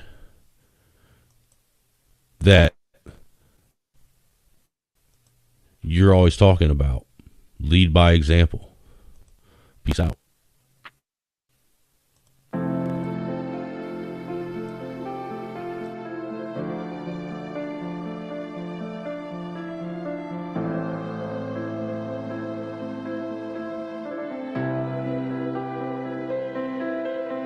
Picture this, 4-year-old little girl, she don't play much. She don't smile, she don't laugh, she don't say much. She don't know what it is to be a kid. She don't have any friends but grown men. And what they want, you know what they want, what they paid for. Nobody think about the children till they take yours. And nobody could imagine this could ever happen, to have a kid never living next door. The truth could bring tears. 1.2 million children a year, 1.1 COVID deaths worldwide. You won't help save the kids, but you will live in fear. The more that I hear, more disgusted I get that the world could commit so much horrible shit. So for the children, used, bruised and abused, to you I refuse to forget. I'll be looking for any other signs. If something isn't right, you can say it with your eyes. Tell me how a mother can sell her own baby and live with it for the rest of her life. Man, it's crazy. We know about the raping, we hear about the torture, and all of the stories of horror, but we just ignore them. They don't want to do it, but somebody force them. But what about the third trimester abortions? Who buys the fetus? Who sets the prices? Some kids will never know how precious life is. They get pumped full of drugs and lay their lifeless. You ain't ready for the truth, but how hot this mic is, I gotta tell it. If you can ignore this, then you heartless. I know we can take more out of the darkness. And before they make your kid a target, pedophiles should die before charges. Did you know in the year of 2020, statistics still show 1 out of 10 kids will be victims of human trafficking? And that this year alone, 200,000 of them kids are in the US. There's 130 people being trafficked every hour worldwide, day or night, rain or shine. 30 million children have lost their childhoods to this horrendous activity. So I don't know about you, but for me, this is unacceptable, and change must happen. Look, there's kids being trafficked and trapped in a world that you don't think exists. The adults that they trusted to teach them and guide them through life, these people are sick. I look at these pictures of innocent children, not all of them taken, but all of them missed. And I just been praying that somebody's coming to save them and make them feel happy and bliss. You do not need a cape or superpowers to be a hero. Let's save our children, let's spread awareness. See me, I'm willing to step up and speak on behalf of the millions of people who fight in this war of child trafficking, the rich and the poor, of all races, selling kids like a store. In y'all's faces, I can't take it no more. Their future depends on us. Right here in this nation, we love and endure. They're hungry and cold, some sleep on the floor. They keep their head down, not allowed to look forward. Some never felt love, they only felt force. What if we could find them all and bring them home and heal them? Could we come together? Could we work together? Could we say together now, save our children?